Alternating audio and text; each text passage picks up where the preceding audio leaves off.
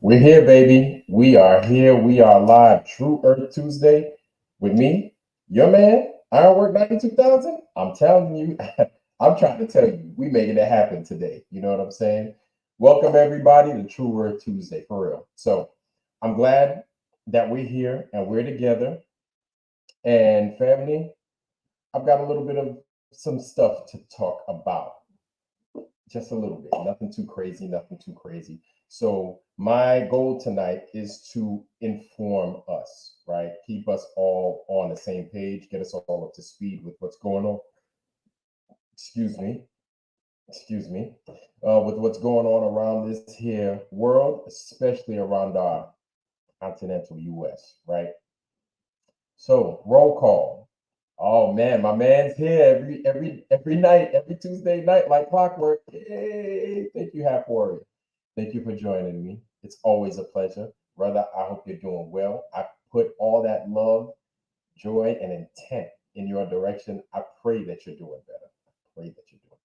I'm gonna put a little bit more. I'm gonna put a little bit more extra love on the prayers on your behalf. You know what I'm saying? I hope everything's doing swell. But how's everything with you, man? How are you doing?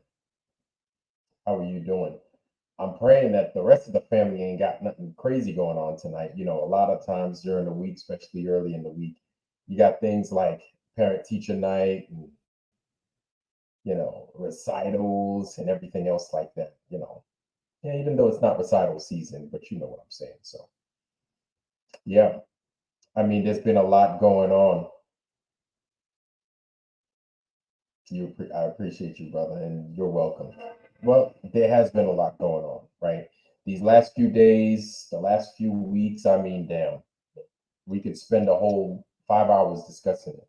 But one of the things I wanted to talk about is something that, yes, it's a conspiracy. Went ahead and dropped this video a little bit ago, and it was spot on. It was spot on.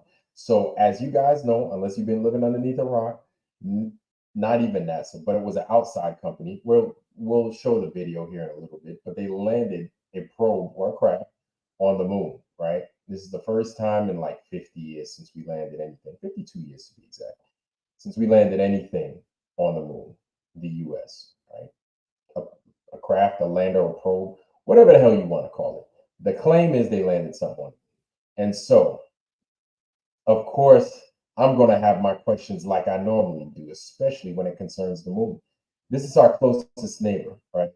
This is supposedly out there 240,000 miles away, our closest neighbor in space. And these guys are basically supposed to like be super accessible, right? Takes roughly a week to get out there.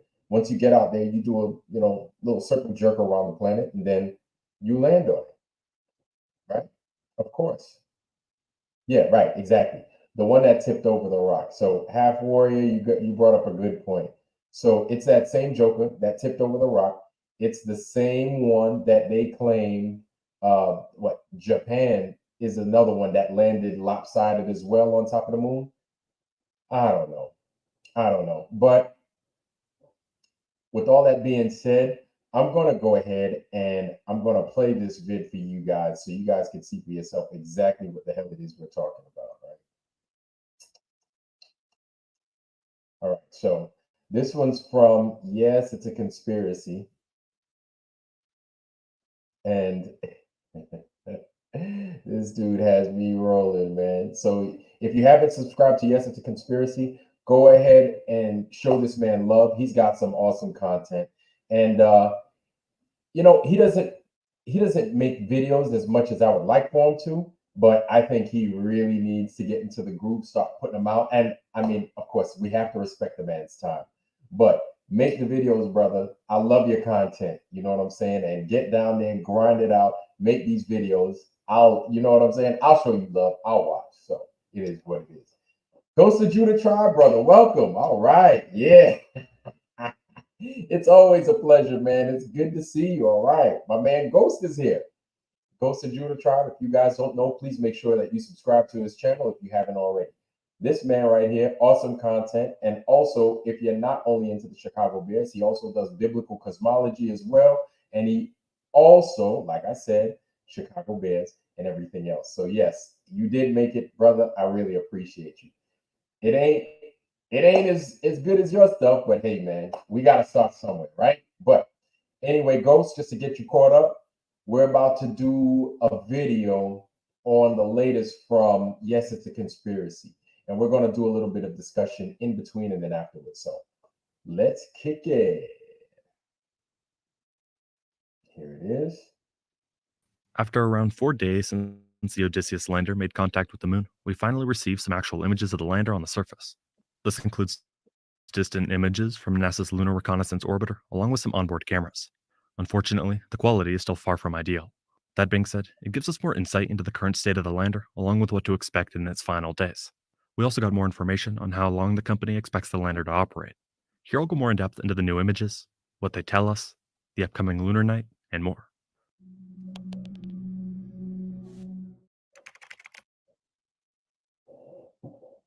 A few days ago, on the 22nd, after a few complications with the lander's laser rangefinders, which it uses to help it land, Odysseus was confirmed to have made contact with the moon.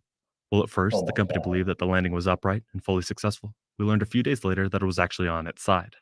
At the same Mhm. time, other than images leading up to the landing attempt, we hadn't received any images of the lander on the surface. Thankfully, this changed earlier this morning.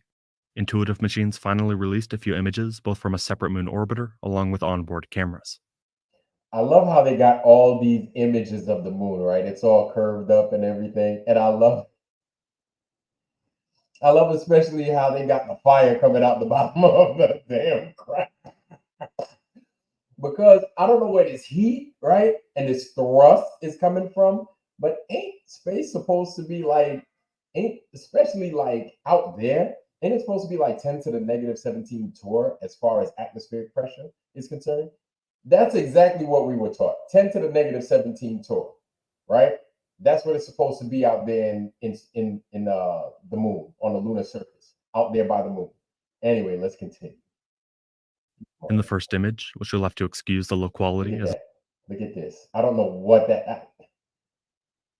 These dudes. Anyway, let's just watch the video. this is what was provided, you can partially see the lander. The company was quoted saying, It is what after it is. understanding the end to end communication requirements, Odysseus sent images from the lunar surface of its vertical descent to its Malapert A landing site, representing the furthest south any vehicle has been able to land on the moon and establish communication with ground controllers. Due to the quality of the image, it's very hard to make out exactly the position or even the state of the lander. In a second onboard image, you can see the lander's view not long before the actual touchdown attempt. Yeah, another thing that puzzles me about these guys, man, is how everything is a parabolic lens. If anything, okay, I understand you want to capture as much as you can inside the lens, and then you dissect it from there. But I think it would be wise, especially since you have money to be landing this stuff in a place that doesn't even exist. I think it would be wise to have a flat lens, a normal lens, and a parabolic lens, right? You compare, you contrast, then you can show both to the public, or you have one that's classified, whatever, secret, top secret, TSSCI, you know, you name it. Anyway, let's continue these moments. Here, the company mentioned, Odysseus captured this image approximately 35 seconds after pitching over during its approach to the landing site. The camera is on the starboard aft side of the lander in this phase. They went on to say, as part of Odysseus's descent onto the lunar surface, hazard relative navigation algorithms detected 9 safe landing sites within the targeted South Pole region. They then released images from NASA's Lunar Reconnaissance Orbiter, which I believe gives the best view of the And that's lander. another thing. That's another thing. Boy, they look for any pimple on top of this ass right here. And then they're like, there it is. See that? And then, if it was such a good picture, why even put the arrow there? Let us figure it out. Let us figure where this craft is. You know what I'm saying? But this is what they do every single time, if you notice, right? They're like, oh, take a look at this. This is exactly where it's at. Here, let's put a whatchamacallit on. Let's put an arrow on. Nah, man, that's some old bull. You got all these probes in the sky and everything. Anyway, let's finish with the video. I'm getting upset right now. Despite the quality. Here, as highlighted by the blue box and arrow, you can see a very small white object casting a shadow below it. In relation to this image, they said, images from NASA's Lunar Reconnaissance Orbiter camera team confirmed Odysseus completed its landing at 80.13 degrees south and 1.44 degrees east at a 2,579-meter elevation. After traveling more than 600,000 miles, Odysseus landed within 1.5 kilometers of its intended Malapert A landing site, using a contingent laser range-finding system patched hours before landing, they said. Looking even closer at the image, it does appear to be on its side as it looks longer than it is tall, suggesting it did in fact tip over. While it does have a very long shadow, that's more common on the lunar South Pole. Oh my Lord. These people never quit, man. They just don't quit. Like, they're gonna show you some crumbs, right? They're gonna show you some crumbs on the table and tell you that it's a whole pie. Look at this. You see that right there? See? That's how you know that's it. And then they gotta zoom it. Like, yo, this isn't even 1969 no more. It's not 1969. It ain't 72. Hell, it ain't even 2020 no more. You figure we would have caught up with the optics and we can make stuff like this happen. I mean, think about it. Think about it. You've got an SR-71, right? Things started to be built and it was ultimately produced in the mid 60s, right? Made and everything, built in the 50s, started out conceptualized and everything. 50s, 60s, done. It's a finished product. The SR-71, still like the fastest jet on the planet, right? Aside from the SR-72, which I still think is still being, it's still a prototype of sorts, right? Cool. But you've got the SR-71 that you built like 60 years ago. Some would argue 70 years ago, right? SR-71. This thing could be at 80,000 feet. 80,000 feet off of this here surface, snapping pictures, snapping reels and reels of film on objects, right? 80,000 feet. Now, I'm not saying that whatever's taking a picture of this here lander or this probe or anything like that is at that distance, but come on, man. You've got this thing here on Earth traveling at that speed and snapping pictures and taking film of objects on the ground, right? And this isn't a slow aircraft either. So this thing is traveling at these crazy phenomenal speeds, right? Taking pictures from that distance 60 years ago. And you mean to tell me now in 2024 where we've had everything. We've had everything. Copy machine, fax machine. Lord knows the advances and the leaps and bounds we've come with them audio and video production, right? But I'm just talking about regular stuff that we use. Copy machine, fax machine, digital computer. I guess you could say analog computer, the stereos, the radios, the video cameras. You go from 8mm to what you got now, right? Hell, I've got a pen and it's got a video camera, a pen. You know, and I'm not Maxwell Smart or anything like that. Anyway, let's continue. I don't want to get into that just yet. The lander is 4.6 meters tall and 1.6 meters in diameter. They also provided a sequence of images of the exact site before and after the landing attempt. This makes it even more clear the lander's position and state. You can clearly see the addition of the lander in the second image, along with its shadow produced by the sun. Based on what Intuitive Machines has said since the 22nd, this might be some of the only images we get. While they haven't said it directly, it's very possible that the sideways orientation and misalignment of certain antennae are hindering the process of receiving quality images. We do know that one of the main ways they planned to capture the landing on camera was not deployed.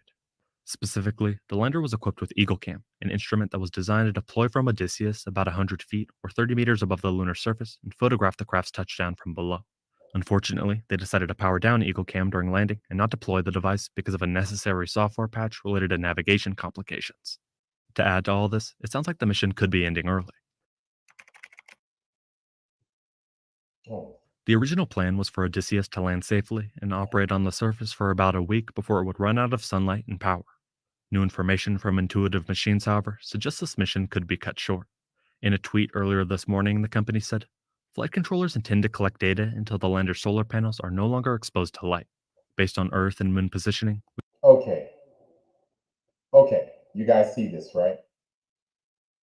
Flight controllers intend to collect data until the lander's solar panels are no longer exposed to light, right? Based on Earth and Moon's positioning, we believe flight controllers will continue to communicate with Odysseus until Tuesday morning. Okay. So basically, what these guys are saying is that here in the next, this thing was done like 5 days ago, right? This thing happened 5 days ago. So these guys are also claiming that once the moon goes black, then and only then it's going to shut down. It's like going to power down, right? And the moon, so we're going to have a new moon. I'll tell you exactly when, because right now we're at 89% of a moon being shown right now. 89%. Hold on. I'll tell you exactly when our new moon is.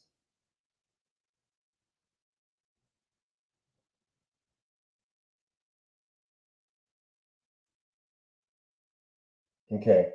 So we're talking the 10th of March, March 10. March 10. See that?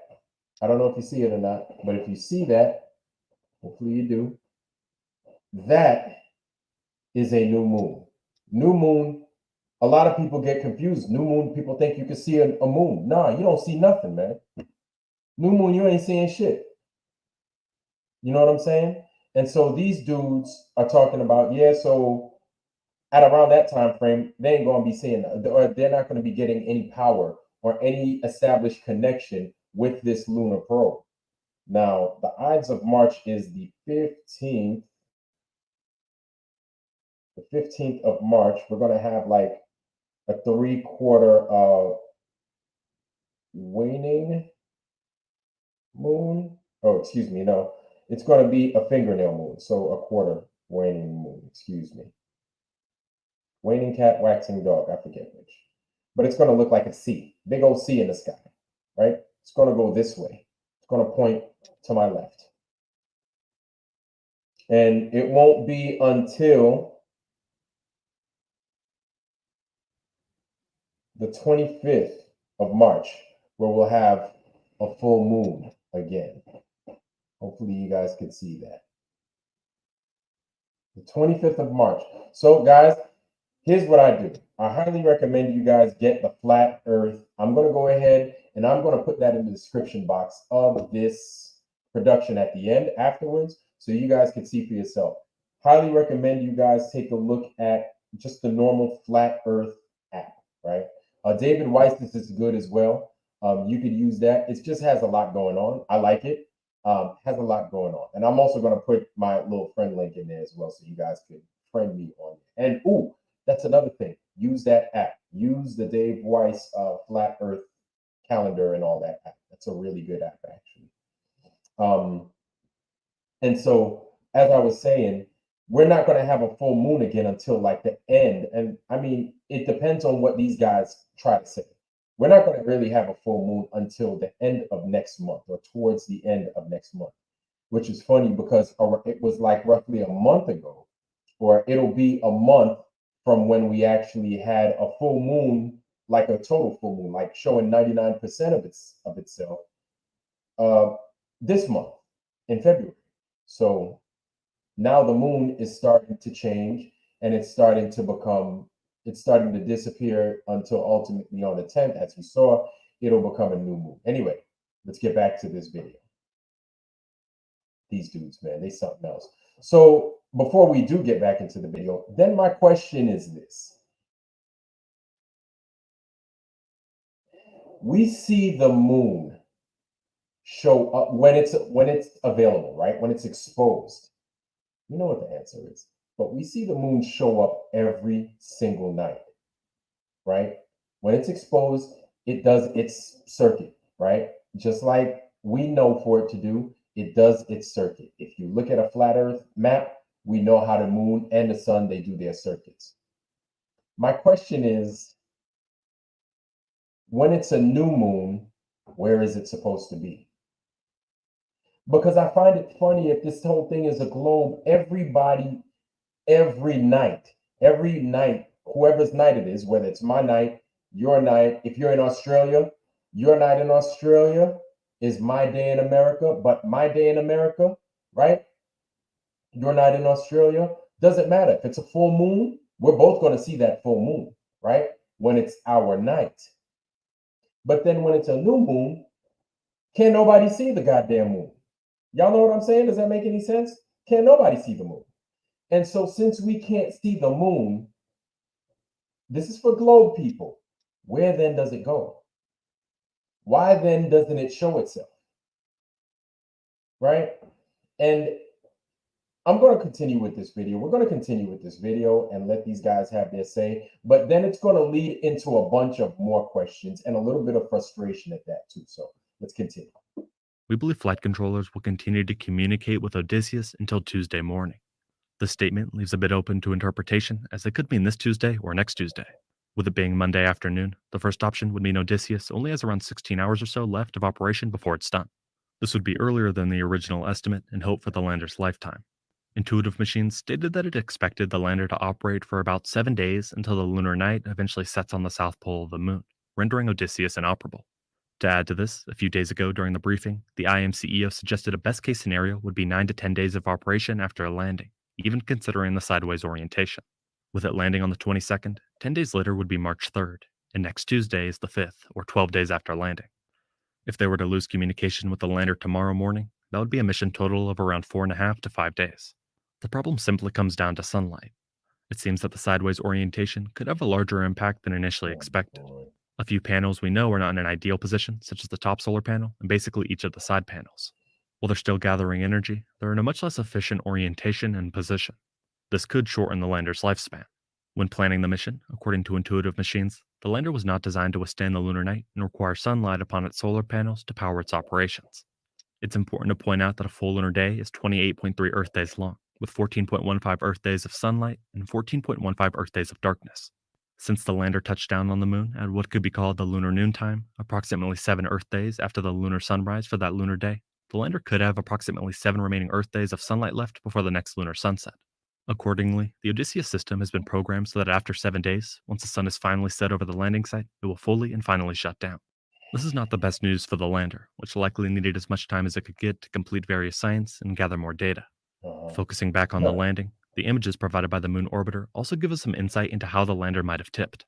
The new images show that the spacecraft touched down about 1.5 kilometers from its intended landing site near Malapert A.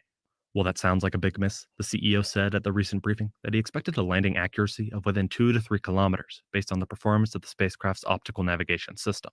Oh my God, stop lying.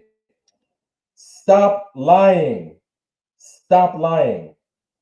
Stop lying. Okay. Let's just say they landed on the moon, right? That moon that we think is out there, 240,000 miles away, in the orientation that they did, right? So the operation is still going on. You still manage to get pictures of what? What are you doing up there? That thing is all lopsided and everything. So now what's the mission? What's the mission? Like, they still show this Earth as a curve, right? From this thing. And that right there is an image. That is just CGI right there. More bullshit. Stop lying, yo. Stop lying. So, okay. We had 3 in the last 5 months. Yeah, 5 months. I'd say 5 months. No. Okay, let's be nice. The last 6 months, 6 to 7 months. 3 opportunities. 3 opportunities.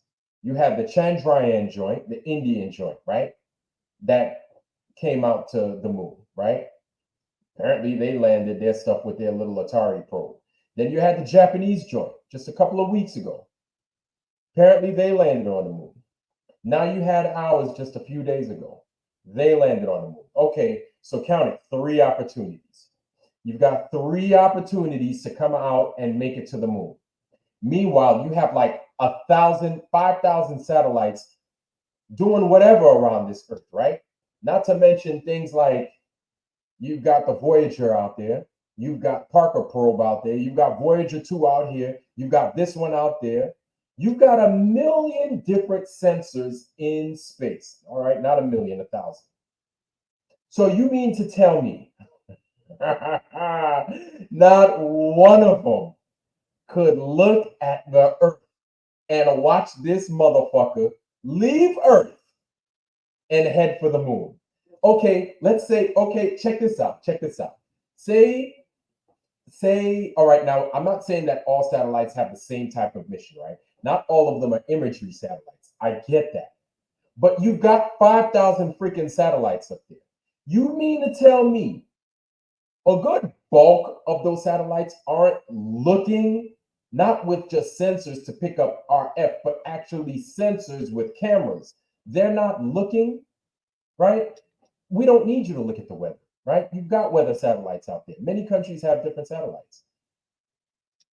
But you don't have these craft up there with cameras already and probes already on them, just looking in different directions. Hey, by the way, this weather satellite picked up a meteorite heading our way.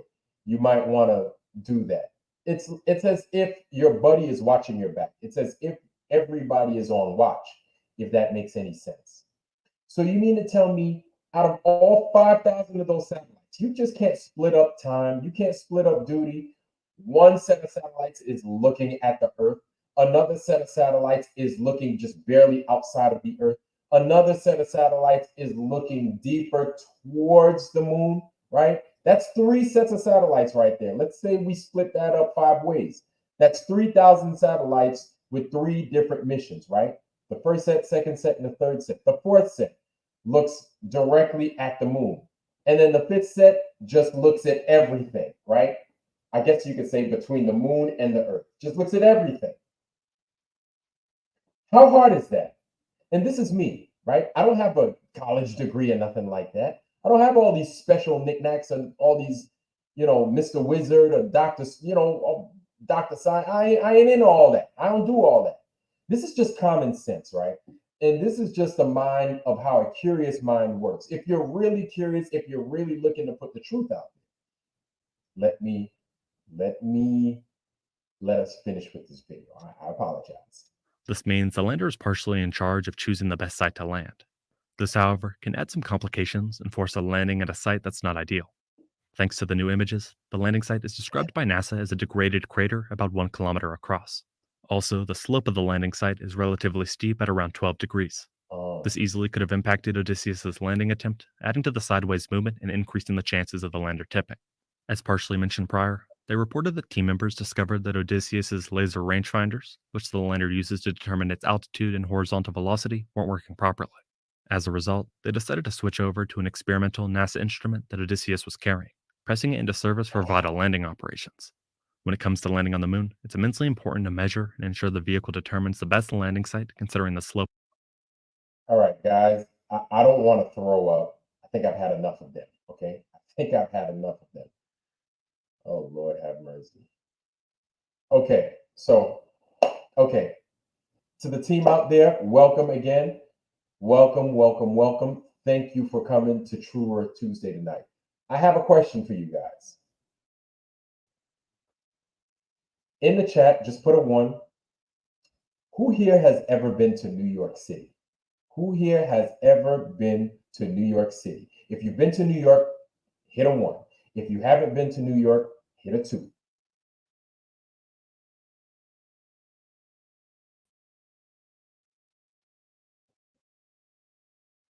If you've been to New York City, 1. If you have not been to New York City, 2. Okay, 2. Haven't been in New York City. All right. Shannon Emerson goes to Judah Tribe. All right, guys, I tell you these days, you ain't missing shit. Okay. Okay. Jimmy Satterfield, you haven't been to New York City. All right. Okay. Wow, I've got a pretty diverse crowd. Okay, I like it. Here I am. I'm from New York City. I think everybody been to New York City. It's like almost like a rite of passage. But okay, all right. So if you haven't been to New York City, I'm sure. All right, Ghost of Judah. I know you from Chi-Town, so I think is it the Sears Tower that's in Chicago? I'm going to make the assumption that it's the Sears Tower. You got things like Soldier Field. I used to live. Well, I used to live. I came from boot camp in Great Lakes, Illinois, and so Half Warrior, you've been to New York City. Half Warrior, you've been to New York City. What have you taken a picture of, Half Warrior? Ghost of Judah Tribe. I'm gonna finish up that point. But Half Warrior, you being in New York City, name 3 things in New York City that you have taken a picture of. Just 3, Half Warrior, please. Just 3. Okay, the Willis Tower. Okay, in '07. So Half Warrior, go ahead and type to me 3 things that you saw in New York City. And I apologize, y'all. Of course, I'm going to use New York City. I mean, it's like the biggest city in the world, damn near. And I'm from there. So bear with me, please. 3 things you took a picture of in New York City. I don't want to spoil it for them by saying the answers. I'm going to make assumptions. I could be wrong, but I don't want to assume for Half Warrior. Half Warrior, I just want you to give me 3 things, top 3 things that you took pictures of in New York City. Right. And the point that I'm trying to make, right, is that when you leave your comfort zone, and you start to embark on a new journey to some place, even though 1,000,000 people, thank you. That's enough right there. Half Warrior, thank you very much. That's enough right there. So when you leave your comfort zone and you start to embark on a thing or a place that you've never done or never been to before, one of the things is that every experience leading up to completion of making it to your destination, every experience in between, then you remember. Why? Because this is a new journey that you begin to embark on. Ground Zero and the Trade Towers. Yeah. So basically, it's like you're watching either a new movie. It's like as if you were Bilbo Baggins and Frodo in them, and then you was looking for the ring, or you was looking to destroy the ring, right? The Hobbit, the Gollum, you name it, whatever, right? You start to do these things. You start to experience new experience. You start to meet new people. As you do that, if you don't have a picture or you have a camera with you, you either journal. All right, I know journaling. That's stuff that the old folks used to do. That stuff that people used to journal. If you ain't got a camera, but because everything has a camera these days, right? Like I mentioned on one of my other videos, everything got a fucking camera on it. Everything has a camera. You take pictures of it. You take pictures of things that were funny. In the case of Half Warrior that went to New York City, right? You might have taken pictures of the street vendors. You might have gone to the subway. You might have taken pictures of people playing the saxophone, playing music, right? You might have taken pictures of a dude taking a shit on the side of the damn road, because that's just how ratchet New York City is apparently these days, right? I don't know. But with all these experiences, even though other people may have had similar experiences, they weren't your experience. What am I saying? Okay, we haven't been to the moon in 50 years. That's the claim, right? We haven't even, anyway, so we haven't been to the moon in 50 years. So instead of the people that went the last time back in 1972, you have now a whole new group of people making the attempt to go to the moon. With this here attempt to go to the moon, every experience leading up to that point, you will document in your mind. You're going to take pictures. You're going to write down logs. You're going to remember. It's because it's a new experience. Everything is new. It's like you're a newborn baby. So while this is happening, pictures are being taken. You're holding on to everything and you're excited about the news. Part of that is when you leave the earth. When you leave the earth, you're going to be excited to take pictures not only of the earth. You're going to be like, hey, take a picture. I want you to take a picture of me leaving the earth. so see me smiling leaving the earth, right? Probably Jimmy Satterfield, when you were leaving, halfway, excuse me, when you were leaving where you live to go to where you were destined to be at, New York City, you probably took pictures. Hey, this is me and my wife at the airport. Hey, this is me and my wife having breakfast. You know, I just cooked breakfast. You know, I made scrambled eggs, bacon, and toast for breakfast. And this is us as I made breakfast. While we were going to New York, everything that you do before you go to fucking New York, you're going to document it, right? The same fucking thing goes for the goddamn moon. Everything you do, excuse me, I'm not upset. I'm just excited because it's True Earth Tuesday. I'm mad excited. I'm mad happy. You know what I'm saying? Pesos. Glad to see you, brother. But everything leading up to making it and finally crashing lopsided on the moon, everything you do is going to be a point of excitement. It's going to be somewhere where you take a picture. Hey, I got a selfie of me. Hey, this is me 50,000 miles from the earth. You couldn't tell because it looks like a fucking beach ball behind me, a whole house behind me or something like that, right? They don't do that. Not one time did they do that. Not one time did they say, oh, this is the Mikajuku space telegraph from freaking Iran. This is the Iranian space telegraph taking a picture of America finally leaving the earth to go to the moon. This is a picture of the I don't know, the Zimbabwe aircraft from Zimbabwe in Africa. This is them. They were 75,000 miles from the earth. They took a picture. They got video of this craft leaving the earth and heading towards the moon. Here's a basically what I'm saying is you've got all these fucking crafts, all these sensors supposed to be up in space. Not a damn one of them could have taken a picture of our craft leaving the earth and making it to the moon and landing lopsided and saying, oh, by the way, they fucked up. They landed lopsided. Not one, and not one time. And now this is three craft, yo. Three crafts. This is the Japanese joint, the Indian joint, and our joint. Both ours and the Japanese one landed lopsided, right? And not one person thought to themselves, I want to take a look at this shit, see how they messed up. Because you got to think, right? If it lands fucked up, that's not the plan. That was not part of the plan. Because after your mission, you have like an after action report, right? You have a hot wash. I'm sure they have hot washes, those guys doing all the engineering and everything else like that. How could we have landed upright the way we trained, the way we designed it? How could we have landed upright? Because my thing is, if you're not, here's my thinking, right? Here's my thinking. I'm thinking for them now, because my thing is, you don't have the forethought to have these other guys taking video and picture of you fucking up.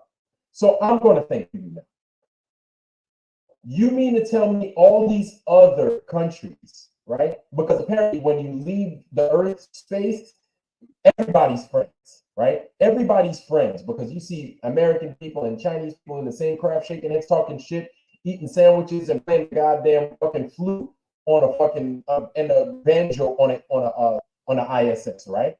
So everybody's friends out in space. You mean to tell me any one of our friends that are Earthlings here on Earth could video us, put up, or couldn't video Japanese actually mess up, land sideways, and say, okay, America, this is what Japan got wrong. This is what they got wrong. This is how you might want to come as your approach on the moon. We saw them fuck it up. The Russians tried to land a probe on the moon. They messed it up. They crashed it. The Israelis tried something. They messed it up. They crashed it. So everybody has some point of perspective looking at the moon, right? Because somebody got to be looking at the moon, right? It's not just us true Earth people, and it's not just us amateur astronomers just looking at the moon. I'm going to make that assumption. I'm just going to take a stab at this here. So you've got all these eyes trained at the moon, and not one of them could offer a helping hand. Not one of them could offer hey, by the way, you might want to consider. You might want to do this. You might want to do that. And again, nobody's taking a picture of the fucking Earth from the moon. Not one person has taken a picture of the Earth from the moon. It just, I don't understand. I just don't get it. Not one person has gone ahead and done that. This is the easy part. But that's what I'm saying. This is the easy part. That part is easy. This is the easy part. You know how I know it's easy? You want to know how I know it's easy? Because I'm not that smart. That's how I know it's easy. You know what? Nobody wants to hear bullshit no more. That we don't have the money to do that. You know what? You got the money to bring 400,000 fucking Ukrainians into this goddamn country and just land them wherever the fuck you want. Pay these motherfuckers housing. Pay these motherfuckers, education. Put them into HBCUs, i.e. Hampton University in Virginia. Give them a free fucking education. You can do that with them, right? Okay. You could do the same thing with these Afghanistan people, these Afghanis. You totally demolished their country for the last 20 fucking years. You bring them here as, I guess, migrants, right? Illegal fucking aliens. You bring them here, and then you just fucking ruin our way of life here in America. You can pay for that shit. You can pay for that. But a fucking camera, a GoPro, a simple fucking camera, right? A simple camera that I have on my pen, that I have on my phone, that I could have on a watch. You can't put these cameras, you can't train these cameras, you can't educate these people to do just the simplest thing, be on watch.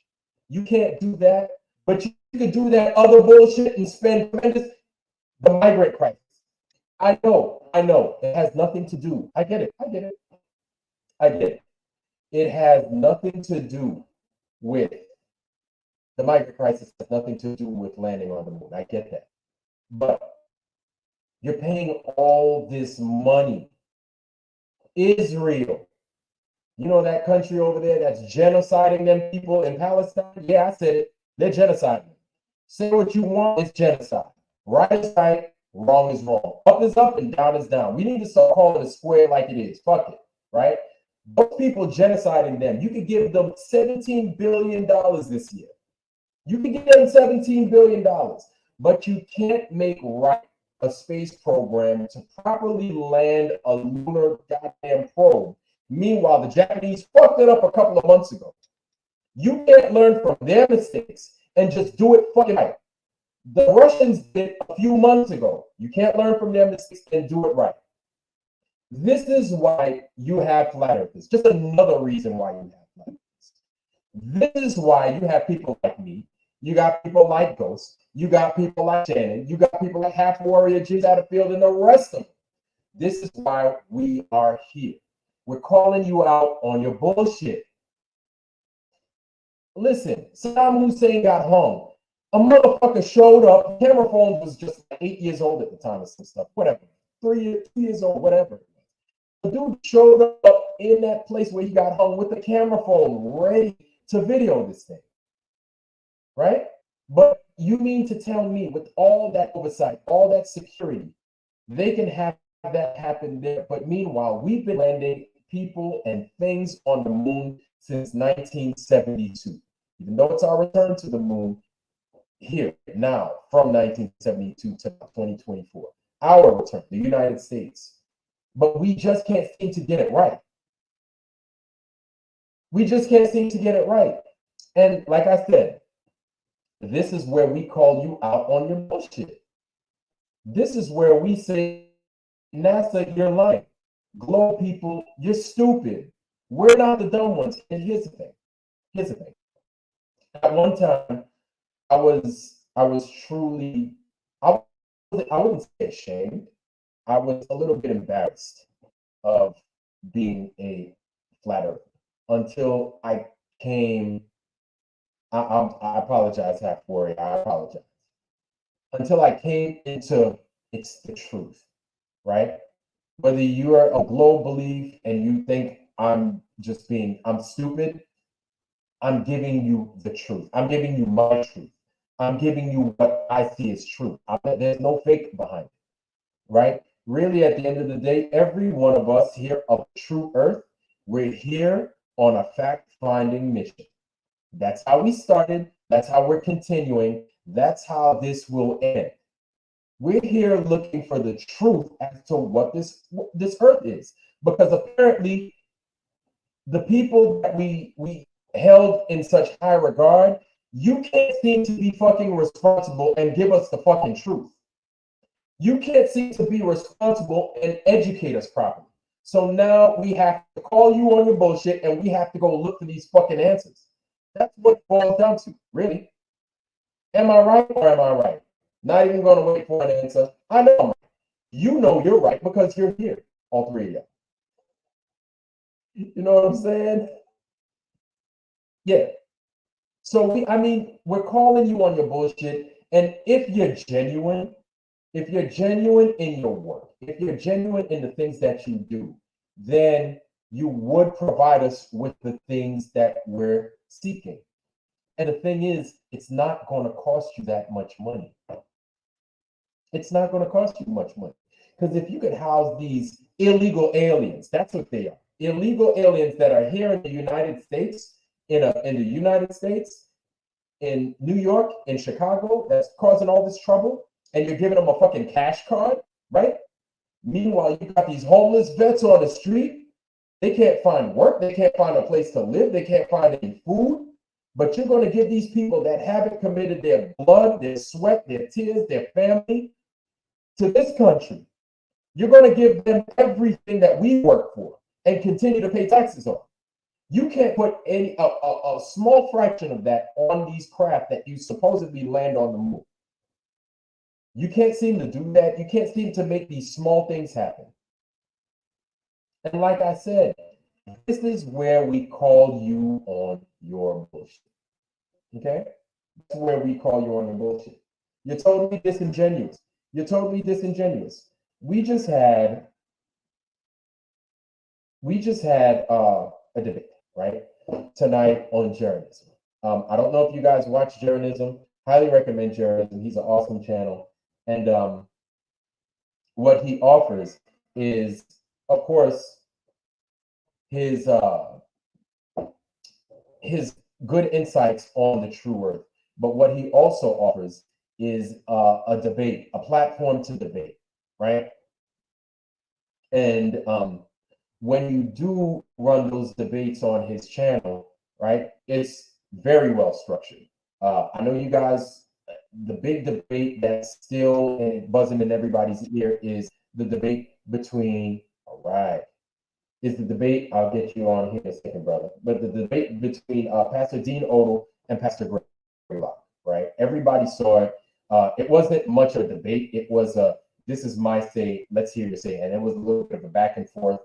And Pastor Locke, like I prayed he didn't, but he lost control, and then it was lopsided, obviously. But Ghost of Judah Tribe is here, family. We're gonna bring the ghost onto the stage. Ghost, what's happening, bro? Finally have made it to your True Earth Tuesday, my friend. My dear friend, man. I saw you going off there for a while, man. I saw you going. You can't. Hold on. You can't hear me. Hold on. Wait a minute. Check my settings here. You got audio. Okay, my mic is good. My mic is testing good. It seems like it sounds like you can't hear me. Still can't hear me. Oh man, damn. Okay. Shannon, Half Warrior, Gayo, Dorks Talk.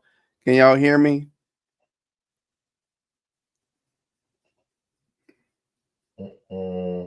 I can't hear you. Ghost. Hold on. Let me see what's going on my end. Okay. My mic is good. Okay. Jimmy Satterfield can hear me. Hey, Jimmy Satterfield can hear me, Vladimir. He can hear, but Jimmy Satterfield can hear me. Ghost, I got you. Can you hear me? I can hear you loud and clear. I got you. I got you. Boom. I got you. Yes, I got you. Perfect. Man, I had to come by and support you, man, and it was fun. It was fun watching you go out there for a while. That was fun. It was like you were like getting like me there. That was crazy. That was crazy. Listen, I appreciate you coming on through, man. That I try to hold it. I try to keep it under control, man. But it's that frustration. We're here now. We have all the evidence in front of us, and the truth is, it's just the truth. If it was a ball, then it's a ball, right? Yeah. Other than that, that's not what we're getting based off of all the data and all the evidence that we get. This moon shit, this shit don't help, bro. This moon landing nonsense, it doesn't help their cause. Because if it did, all those things that I mentioned, they would have happened already. They would have been like, oh, by the way, this is when, as soon as it left the atmosphere, this is what it looks like. By the way, while it left the atmosphere, simultaneously, Japan took a picture of us. India took a picture of us and a video. Iran, we don't like them. They took a picture and a video of us. Everybody took a picture and video of us. It's timestamped. You can compare it. We made this maneuver. As soon as we made that maneuver, everybody got it on film. It's that, you know what? It's not that hard. You want to know how, and like I said, you want to know how I know it's not that hard? Because my dumb ass can think of it. I'm not saying I'm dumb, but I'm saying that I'm mixed in with the whole group, right? We're regular people. At the end of the day, I bleed bread like everybody else. Yeah, you're far from dumb. And I think we as flat earthers don't ask for much. If you're a globe head and you watch this video, we don't ask for much. I'll tell you what, you globe heads, why don't you just do something for us? Tell NASA, say, hey NASA, let's prove these stupid flat earthers wrong once and for all. Just attach a camera to the front side, back to back of the rocket or whatever the fuck y'all using, which ain't shit, and take the picture of your ascent to the moon. That's that, and then that'll shut flat earthers up once and for all. You know, we'll die. Of course, flat earthers we'll dissect it to make sure you ain't using your sorcery, your CGI, your animation, your all this shit, but that's all we ask y'all to do. Not to use a fisheye lens and just use a flat lens and just show us what the hell is going on as you ascend to the moon. That's it. You want to shut us up? You want to shut flat earthers up once and for all? Really simple task. Just do that, man. We don't ask for much. We just want truth. I know sometimes the truth hurt and you become butthurt. You know, oh no way that the earth is flat. No, you got flat earth is stupid. Yeah, well, you know, we stay calm and we just say, okay, prove it. Give us that visual evidence. You know, stop going to Google Images, and you know what? Keep going to Google Images because you're going to continue to prove us right by using these bullshit images on Google, these composites, green screens, animations, all this stuff. Just give us a real picture. That's all we ask. I don't think it's hard, right, Vladimir? Yep. Yeah, I don't think it's hard at all. True, spot on, Ghost. Spot on as usual. And I mean, just like that, we don't ask for much, man. Like we don't. Like I was mentioning earlier, Ghost. I was watching Jeranism, right? With Jeranism, I don't know if you subscribe to him. Jaren has one of the bigger flat earth and active flat earth platforms, right? Right. Over 200,000 subs, excuse me. I'm over 200 subs. Fantastic. Got it popping, right? And so since he does, he attracts a big audience, and he's got it down to where now he does the debates. His debates are very well structured, so much so that he now allows a little bit of flexibility. I like how he has it set up. More structured than the church, right? In the church. Remember that? Remember? Yeah. They were just like, that shit was funny as hell, man. That shit was hilarious. Them two was like, nah, it's my turn. All right, man, go ahead, man. No, I'm gonna let you talk. More structured than that. Yeah. Yeah, I But just want, I just no, want to that's see how it was, today. that's how it was with the church. Yeah, that's how it was with the church. He's like, no, it's my turn to talk. No, it's my turn to talk. No, it's my turn to talk. And then that's how it was at the church. And that's all I was saying. But now, go ahead and say your piece, bro.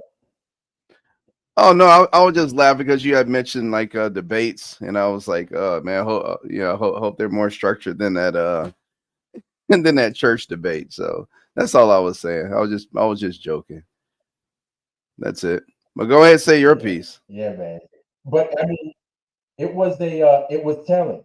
Even though, I mean, at the end of the day, a debate doesn't determine the dimension of what this earth is, right? Let's make Mm-hmm. that part clear. It doesn't determine whether it's a ball or it's flat. It just it just shows, I guess you could say, just the clarity of one making their point better than the other. Case in point, today we had a British dude, I think his name was Jamie or some stuff like that. The other dude's name was David. He had a bow tie, it was crooked as hell. Know what I'm saying? White dude, I think he was from the Nation of Islam. It's like, let me stop. He wasn't from the Nation of Islam. But real talk though, what it was that the dude with the bow tie, right? The way he presented his argument was more cogent than the brother than the British cat. You know what I'm saying? So really, all it is clarity of your argument. Just because you have clarity of an argument, like Judah, I can argue with you, and you can speak the worst English. I can argue with you in front of a bunch of people, in front of a crowd of people, and I could say that I could say anything. I could say Yeah, that you think or act a certain way, and I could give a good argument. But in fact, I could be totally wrong. I could be sure. totally wrong. Like I could say you don't eat meat. I could say you don't eat meat and present the best arguments in the world. And you don't Mm-hmm. have to sit there and eat meat in person, but you have to present an argument in order to combat what it is I'm saying, right? Sure. If you can't Mm-hmm. clearly do that, if you can't Mm-hmm. clearly show your point and prove that you are, in fact, a meat eater and I'm just full of shit, you lose the debate. You lose that Sure. argument. It Mm-hmm. doesn't mean that what I'm saying is true. Mm-hmm. It doesn't mean at Very, all that what I'm saying is true. It just means very that true. I put my stuff in a way to where I win the crowd. You know what I'm saying? You have these debates, and like I I'm assuming maybe that I see the point of these points that these folks are trying to make, right? Mm-hmm. That doesn't mean that there's curvature at the horizon. That doesn't mean that. That Yeah. doesn't mean that this earth does not curve at it, or that doesn't mean that we're given a formula 8 inches per mile squared based off of a 25,000 mile circumference earth. That doesn't mean Mm-hmm. that. So these points never change because these are physical dimensions that you could go on and you can't prove physically because they obviously don't exist. But you could go to Mm-hmm. Google Earth and you could show and express, hey, based off of these calculations, this is what I'm supposed to be getting as far as curvature. That's not at all Yep. happening. But if you can't clearly express that to a crowd that's trying to listen to both arguments or maybe on the fence, might be on the fence as far as the world being a globe, the world being flat, you'll lose them. You'll lose Yeah. them based off of your inability to clarify your point. Yep. So that's why, like, I love Jaren's show and I love his channels. But when, like, for example, I don't know if you saw Vika Draziv. Vika makes he made the Mechanical Realm. Check out Vika Draziv's channel. Also check out the Mechanical Realm. It's an awesome movie. Loved it. Vika was there he debated McToon the other day, right? They Mm-hmm. had their debate. And during their debate, McToon is very well prepared for these debates, yo. I don't care if he was trying to sell you a bridge in Arizona. He could sell it to you based off of how well structured he is, right? Mm. And even though all of his stuff that he said, or not all of it, all his math works, yes, but the dimensions aren't true because the world is a plane, as we can prove time and time again with our own experience, right? Right. Mm-hmm. He moved the crowd. And I think the problem on Vika's end was that even though he has an intimate, good working knowledge of how everything functions, and he knows that we know certain things like the moon is hot or the moon is cold, the sun is Mm-hmm. hot. These are things, Sure. these are realities that we now know. Mm-hmm. Even though he knows that, like now you have to prove it, or you have to put it in a cogent manner to where the person just walking into this argument and doesn't know left from right, you can win them over. Because if you can't win them over, you're going to lose the debate. Yep. So now I've watched these last couple of debates with Vika and of this dude David with the bow tie, and it's like it's like the flat Earth is not a thing. And the reason I'm saying that is because I don't want people to feel discouraged, because you could go outside and you could prove every single day that the flat Earth is the reality, right? Yeah, it's not But a when you thing. come It's on a the debate reality. stage, yes, yes, it is the thing. It is the reality. But when you come onto the debate stage, it's like me saying, you know, how do I know that this light bulb is bright? I don't know, because you can see my face. I got a shine on my nose. I normally wouldn't have a shine on my nose unless something was shining on it, right? Right. But I can't. How do I construct an argument in my favor? Meanwhile, somebody Mm-hmm. with a better English or somebody with a mastery of the English language and the vocabulary could probably slay me in that debate and say that it's in Mm-hmm. fact a dull light bulb. But then I don't know, June. What do you have to say about that? Because I could go on all day in this regard. I think it's the perception versus reality. It's like I said, I don't think it's a point of what do you call it? I just think it's reality now. The reality is that people are waking up. People are woke to a lot of things now. So why not let flat Earth be a thing that they woke to as well? Okay, let that become a norm. Just like Dave, like I told you on Flat Earth Friday, just like David Weiss is doing, man. He's going to these universities, he's going to these schools, he's teaching this stuff. Why not let it become a reality? The burden of proof is on these globetards. That's who the burden of proof is on. The burden of proof is on them, because for centuries they have been blurting out something somebody said back in 1500 that the Earth was round. So the burden of proof is on them. They the ones that created the system, the heliocentric system. They created all that. The burden of proof is on them, because before they came up with all this bullshit, every civilization knew that this place was a certain way. They knew that. Now they come in and try to change everything. So the burden of proof is on y'all to back up your lies. And they've been doing that for a while, but now people are starting to wake up and not believe your lies anymore. So now you got to shuffle, to find ways to make this stuff look more believable, and people aren't falling for it. So it's going to eventually come a time like, damn, the flat earthers were right. They held their ground, man. They held their ground, and that day is going to be joyous. And then we can get to learn. We can get to start really learning exactly what it is that we're living on here. Yep. That's what I think, bro. Okay, so check this out. Gaio Dorks. Look, he's just a troll, dude. He's a troll. Don't worry about that guy. That dude is crazy. Nah, How do you always get these crazies in here talking that mess, man? Look at his pro. He got a little African with a backpack on.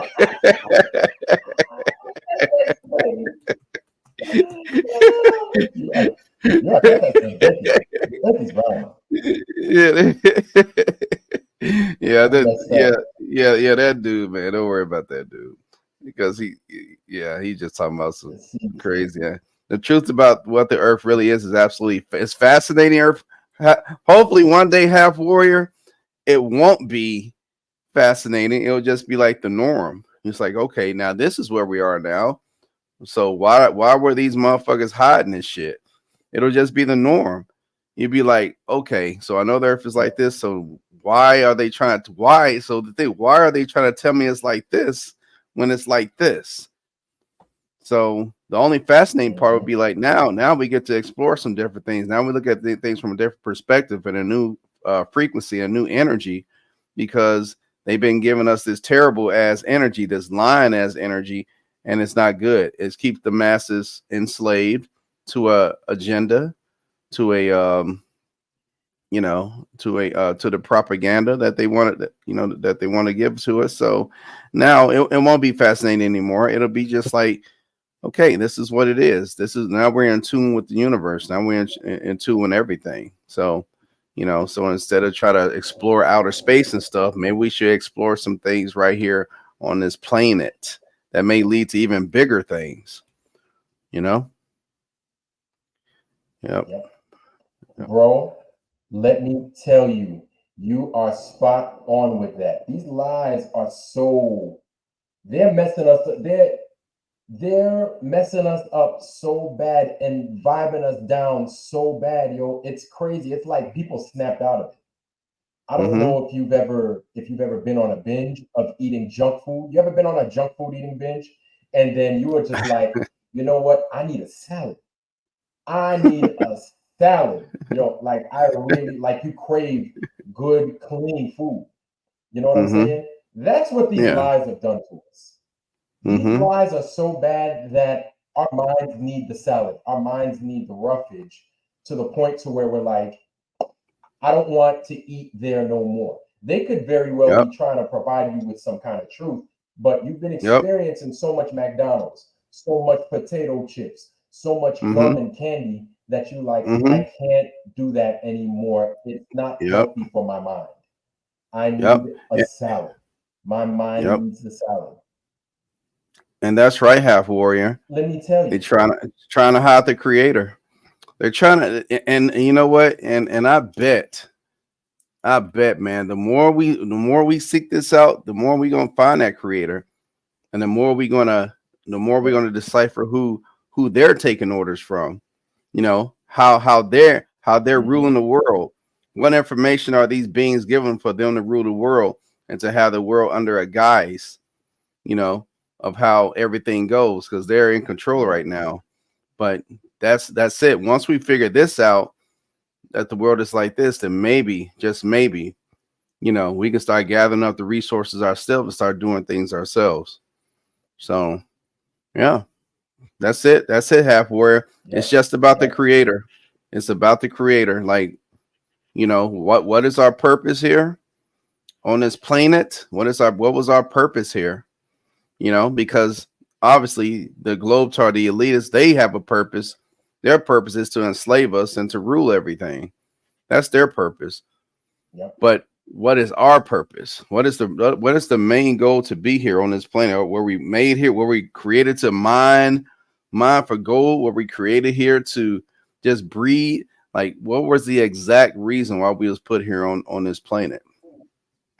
And again, I know you're not too fond of this guy, Vladimir, but I have been watching a little bit more of Billy Carson's videos, man.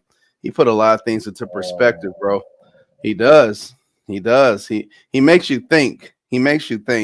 Because like we have all these religions in the world. You have Catholicism, Judaism, Christianity, Hinduism, Taoism, all this stuff. But he makes you think, like, okay, maybe they did create these factions too in order to separate us, to get us away from things. So it's interesting. It's interesting to see why we are here. Do they have this information and this technology? And that's why these elitists are running the world. Only a small percentage of the world are the elitists, but they run the world. And what information do they have that we don't have? Because maybe they know that it is this way. Maybe they know it is this way, and that there are things that whoever created, they left things around here for us to find, and they're keeping that information for themselves. So You know, maybe so. And you know Yep. what's Seeking. crazy? What's crazy? I would, yeah, exactly. Yeah, seek. Yeah, go ahead, Julian. I'm sorry about that. I didn't want to cut you off. No, no, I think the problem is, Vladimir. I think I'm like on. I think I'm on like a second, maybe a 2-second delay from when I talk, and then you're just not receiving the information after I talk. So it makes it seem like I'm cutting into you. Mhm. Yeah, I got you. I got you. And Okay. it's not at all my intent. It's just, I live out in these damn sticks, so the connection's gonna be a little bit slow. I got you. But that's a really good point. Yeah, they have their own mystery schools and clubs and aren't part of that, and we aren't part of that. Exactly. So, these guys are always, and that's funny because these guys are always going to be eating the cleaner foods. They're always going to have the Yep. doctors, right? They're always going to have the doctors that are trained a certain way to give them what they need when they need it, right? So it can Yep. extend their life expectancy, right? They're Yep. going to be able to live longer. They're going to be able to, not just only because of the money, but also because of the education. These guys are, they have access to the super clean stuff. Not just that, a lot of these big wigs, what do they have? They have astrologers. So these astrologers will tell them, hey, I know you wanted to trade money, trade in the stock market, but it's Wednesday. This is coming into the sky. Jupiter's going to align over here. Do not trade. Right? Or Mercury's going to align. Don't do that because this is what's going to happen with your money. Yep. So, I mean, these people, and they broke it. They broke us down so good, bro. They got us so good. Because now, if you try to explain to the layperson, right, like us on the street, you try to explain to them, like, hey, actual astrologers, they're worth their weight in gold, right? They look at you and they laugh. And they go, oh, that's mumbo jumbo. But it's like, of course, you're a layperson. That's what you're thinking. You work a 9 to 5, probably working at McDonald's. You know what I'm saying? Now, I'm not nothing against people that work at McDonald's, but they're not the elite, right? So you're not going to be privy to certain information. I gotta use the restroom quick, bro. I'll be right back. Brother, do your thing, brother. Do your thing. Yeah, go ahead. Yeah. And half warrior. Divide and conquer, just like the U.S. political system. Politics is a charade. Off topic. I'm sorry. No. They're part of it too. Those guys are part of it too. And Shannon says they distract us with all the space bakery, having us looking up as they are most likely building their underground. Exactly. Civilizations we can't even dream us and throw us a bone every once in a while. Exactly. Like things like iPods, right? Touch screen this, touch technology that. Like these guys are light years ahead of us. DARPA shows that, right? They're light years ahead of us. They've got their places, their sanctuaries in case this place goes tits up, right? They've got some place to run. Let me tell you how powerful this confusion is. This confusion is so powerful. You want to know something? I was going to put it up on the screen, but I don't want YouTube to ban me or nothing like that. So let me tell you, this confusion is so crazy. A few weeks ago, I don't know if you guys are familiar with it, but a few weeks ago, I made a video, right? Actually, a few months ago, I made a video where I'm speaking about a gentleman that, he was having issues with his girl. She was ashamed that he was a true earther and he didn't know what to do. So he sought my advice. I mentioned to him, what he could do, different routes to take in order to achieve a goal to where they're both happy, right? And if she wanted to hear him out or anything like that. One of the things that I mentioned ultimately had me lose my livelihood, right? What I said was that if you you can do things in this country where you can give a man a BJ, right? And I'm not talking about the grocery store either. You can give a man a BJ. You could put your you could put your joint in a man's rear end. You can scissor up with a woman. And excuse me if this is too deep for you guys. I'm sorry. I apologize. It's just what it is. You could do these things. You could come dressed up, cross-dressed, sideways dressed. You know what I'm saying?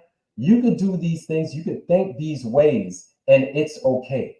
But as soon as you start to believe that the earth is not what they taught us, then you're an idiot. They start to ostracize you and everything else, which starts to, it's going to segue into this video I want to show you guys. Drew, you got any thoughts on that? I just came back. Not quite sure what you was mentioning. Yeah, Shannon. Hey, look at Shannon. Look at Shannon. Shannon said Ghost came back at a hilarious time.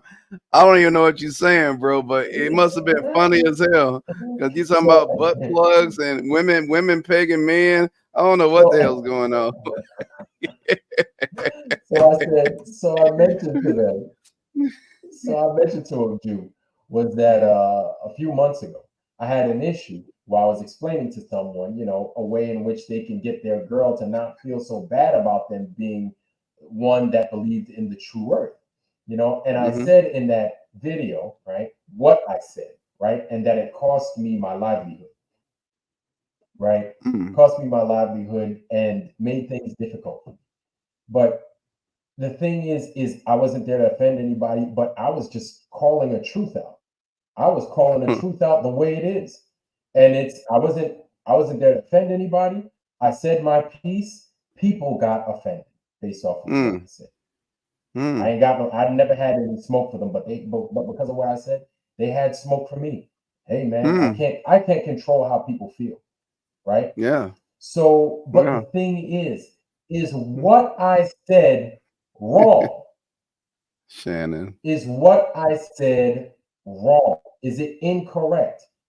So, me as a man, I'm supposed to be with a woman. I'm not supposed to be with another man. Listen, if that's some people's lifestyle, that's your lifestyle. That's what you like. That's what you like. Cool. Sure. Same way, I'm not supposed to drink alcohol. It's not for my body. That's not what's supposed to go inside. Water, maybe some fruits and juice and stuff like that. Alcohol is not supposed to be in my body. It just isn't. You know what I'm saying? We're not supposed to be putting that stuff in us. Do I drink? Yes, I drink. Is it supposed to be in my body? No, it's not. But that's the truth. That's you being mature enough to understand what the truth is. Now, if you live a certain lifestyle and that's because that's something that you like, that's fine. But know that it's wrong. My thing is, know that you can't do what you were born to do. I'm not trying to make enemies, but I think people get wrapped up in their feelings. They're not looking at facts as they are, right? Sure. And so with the way people think, because we are where we are, where a lot of people are broke now, and people are starting to run out of fucks to give. People are starting to now profess their truth. They're starting to now profess their truth, and they're just like, "Oh well, fuck it, man. This is just how I feel. Y'all don't like it, whatever." But the good thing about it is that then the right people remain in your life. The wrong people quickly exit out of your life. The wrong people make it out of your life. Yeah. You know what I'm saying? But I'm saying all that because I wanted to show you guys this here video.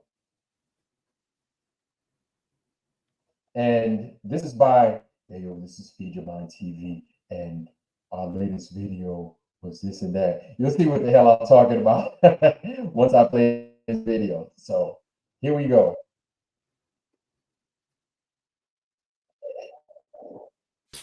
Edited, and he just recently cooked Earth. I've caught this before from his channel where he would bring it up briefly, but he wouldn't really get into a lot of details about it. This time, he actually produced a maybe 30-minute video where he goes into how flat Earth is a biblical topic.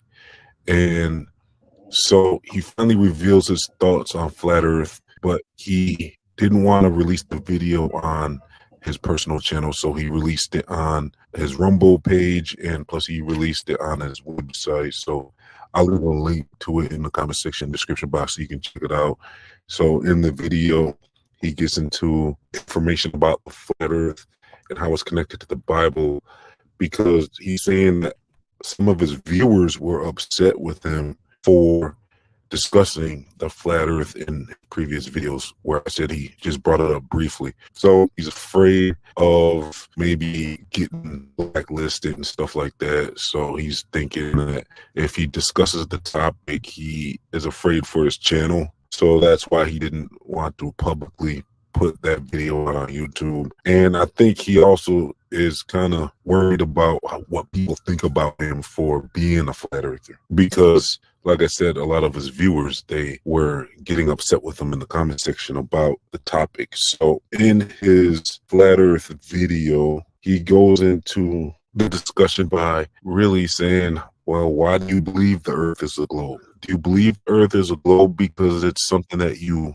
observed on your own, or is it something that you were told? And that's one of the main keys. When people wake up, they don't realize that they've never seen the globe earth for themselves in real life. They think they've seen the globe earth maybe in pictures, but when you start to look at the small print on those very same pictures that NASA releases, you'll see that it says these are not real pictures. So you can't go by, oh, you saw a picture of it, or you saw it from video footage from the ISS and stuff like that. People are just so easily fooled because they've been told their whole life that they live on a globe. So as soon as they put a little fisheye lens on something, or they try to act like they're showing you a picture of the earth, you right away just say, okay, that's true because you've been told that your whole life. So a globe is put in every classroom as a young child, and as you grow up, you just become programmed to believe that the earth is a spinning globe in outer space.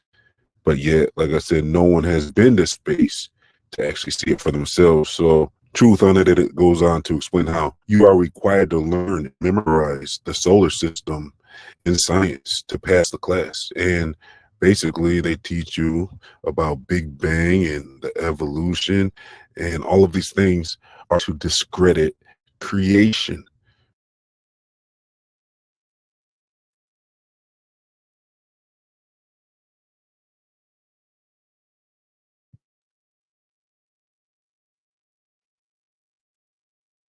Are we paused? Are we paused? Yeah, it's on pause. Hit the play button again, Vladimir. Oh, there we go. No. I paused it. I paused it. Oh. You got me? Can you hear me? You can't hear me? Let me ask everybody. Jimmy Satterfield, Shannon, Half Warrior, can y'all hear the commentary? The commentator, can y'all hear the commentator? Can y'all hear the video? We can hear you, but the video is stopped. Oh yeah. I paused it. Oh, okay. I was just putting my thoughts in the middle, right? Yeah. Okay. So yeah, no, this is absolutely true. This is spot on, because we've all been there, right? We've all been there. Yeah. So that's cool. I paused the video, Shannon. Just saying that we've been there, right? And some of us may have even changed, going from atheist or being an agnostic to now being followers of, laws and statutes of the Most High, and starting to adhere to what the scriptures say, right? And we're taking it serious now. Or if you were on the fence and you didn't know what to believe, and you're like, you were riding it halfway. Now you're like, oh, now I'm positive that he exists, and this Bible actually makes sense. And so we were there. And so I feel for this dude, right, that BJamine TV is talking about, because now he's afraid to put the content on YouTube. But he has a Rumble channel. I haven't subscribed yet, but I'm going to go ahead and I'm going to sub to him. You know what I'm saying? Okay. It's hard. It's hard having to be out on the street and professing that truth. And even if you don't want to profess it, like, it's on your mind for a while, and it's on your mind heavy. You really don't know what else to talk about because it's such a profound truth. it's unlike it. I mean, up until that point, to when you realize the Earth is true, flat, level, and not a globe, right? Up until that point, like everything else is like, things happen. But when you get to that point, something that was originally a fundamental truth turns out to be a fundamental lie. You can't think nothing else. Jude, what you think? Spot on, bro. Spot on. Everything that you said, man, and everything that he said from the beginning. When you walk in that classroom in kindergarten and you see that globe on your teacher's desk, and I mentioned this several times. Man. If you don't pass that, this is what they indoctrinate you with, and you have to pass the class. You have to listen to their curriculum, and you have to pass their class. And now he's in a situation where he doesn't want to put things on his personal YouTube channel, and he wants to put it on Rumble because he's afraid of the what was he afraid of?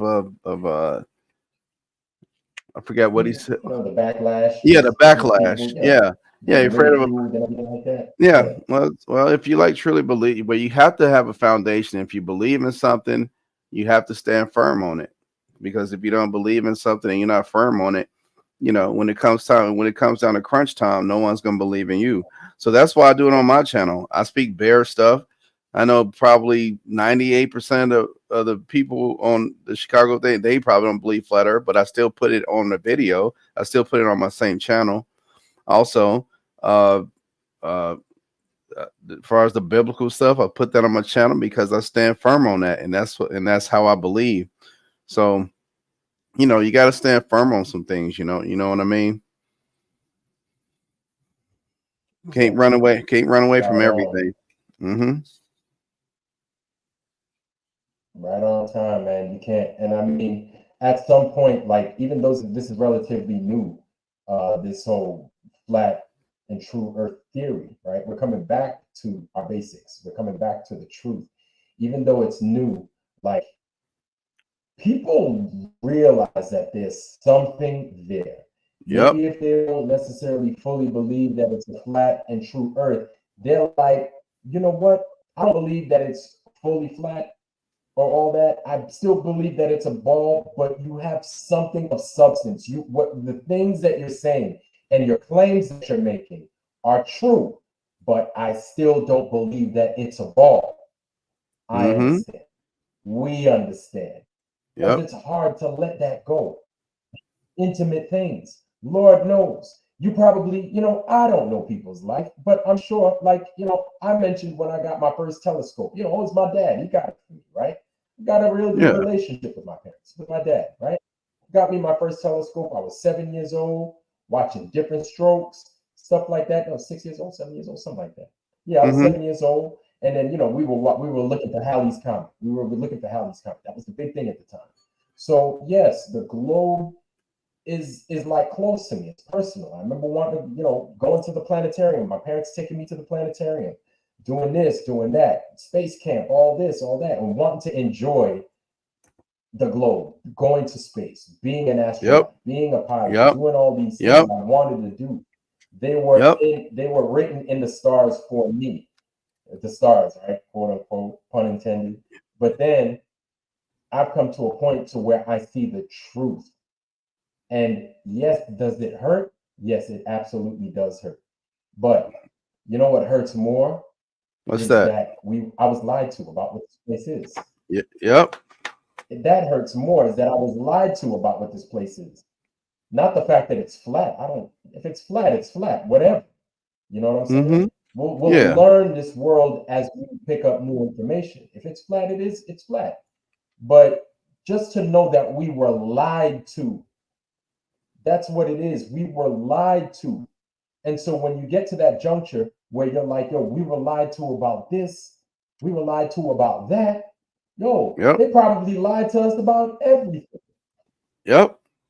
And they painted the narrative. Everything. So yes, they totally painted the narrative. And what it winds up making you do, it makes you start to connect your globe belief to everything outside of the globe. but everything's still related to that globe. Everything. You're like, well, what about the scriptures? What does that mean?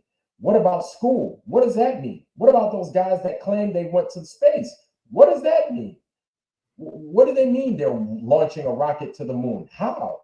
The moon doesn't, it's not existing because we can't get to those places because I'm realizing this place is flat. So what does that mean? And then your connections, they grow and they grow and they take you to places that you didn't think you had to be. They're taking you to places that you didn't want to go. And then you're starting to see the truth, but at the same time, you're professing the truth. And you can't stop. You stop, and it makes you a pariah. And it's not easy, it's not fun, but it's the truth. And as long as you're looking for the truth, if you see lies, you don't want anything to do with it because it's gonna stymie your growth through your journey. At least that's what I've seen, and that's what I've noticed. And so with what Feed Your Mind TV is showing about this dude, he's come across that same path, right? And he's heading down that same path rather. And it's hard, especially when you have a channel and you've got folks following you and you rock with these people. But it's kind of like when folks were taking that cocoa shot, right? You knew if you were, here's the thing, if you were of the true earth, there's a good chance you wasn't getting that. You wasn't trying to get that shot. There's a very good chance you were trying to get that shot. Agreed. You can see the bullshit from a mile away. You can see the bullshit from a mile away. Now, if you got the shot, that's a different story, but you didn't want that shit. You was like, oh, hell no. I don't know what they're putting in there. And now that I'm finding the truth out for what it is, now that I'm learning all these truths, there's no way in hell that shot could be any good. Plus, what are these jokers out there putting these purple lights in the street up for? What the hell's going on out there? You know what I'm saying? So people, it opens up your eyes. It opens up your third eye. It makes you take different life choices, and you start calling people out that you otherwise would have taken their word as gospel. You start calling them out for their bullshit. You start calling them out for their bullshit. But yeah, let me go ahead and put into that one right there. Yeah, I'm taking notes, bro. Just taking notes as I go. So now one of the big reasons I think that recognizing the truth and just standing by the truth. There is your truth, sure, but the truth, right? Things that you can prove with data and everything is so important. And now I had a reason as to why I mentioned what happened a few months back. Because now, if you hadn't noticed already, I don't know if you guys are ready for me to say this. I'm ready. Please, if you need to get a drink, get a drink, crack your knuckles, shift your booty hole in the seat. No. Let me tell you. Shift it around because it's going to clench up. I'm going to say some stuff it is not easy to stomach. It's not easy to hear, but this is a discussion that needs to be had. And this is something that we'll ultimately have to put a stop to. Uh-oh. So now, I know. Now, Pedialytes. If you don't know what I mean by Pedialytes, I'm not going to say the word here on YouTube, but Pedialytes, they're now starting to consider Pedialytes being gender. Wow. Being a gender? Hey. It's coming down to that now. They already have some groups, right? That like actually organizations. Pedophile I don't want to say that on your channel. My bad. Let me see. Let me look this up, bro. Yeah, they actually have NAMBLA. Yeah, NAMBLA. That's it. Look, NAMBLA, NAMBLA. That's the acronym, NAMBLA. They actually have an organization that want to accept that thing. They've been around for a long time. And I guarantee you, man, there's some elitists that's really into that. Yep, they've been around for a real long time. So nothing's new under the sun. And these people have been around for a long time. You know, it's been around. And you can look at like even in the past, like they had like even today, like some countries still do like those what do you call those kind of weddings? Those arranged marriages.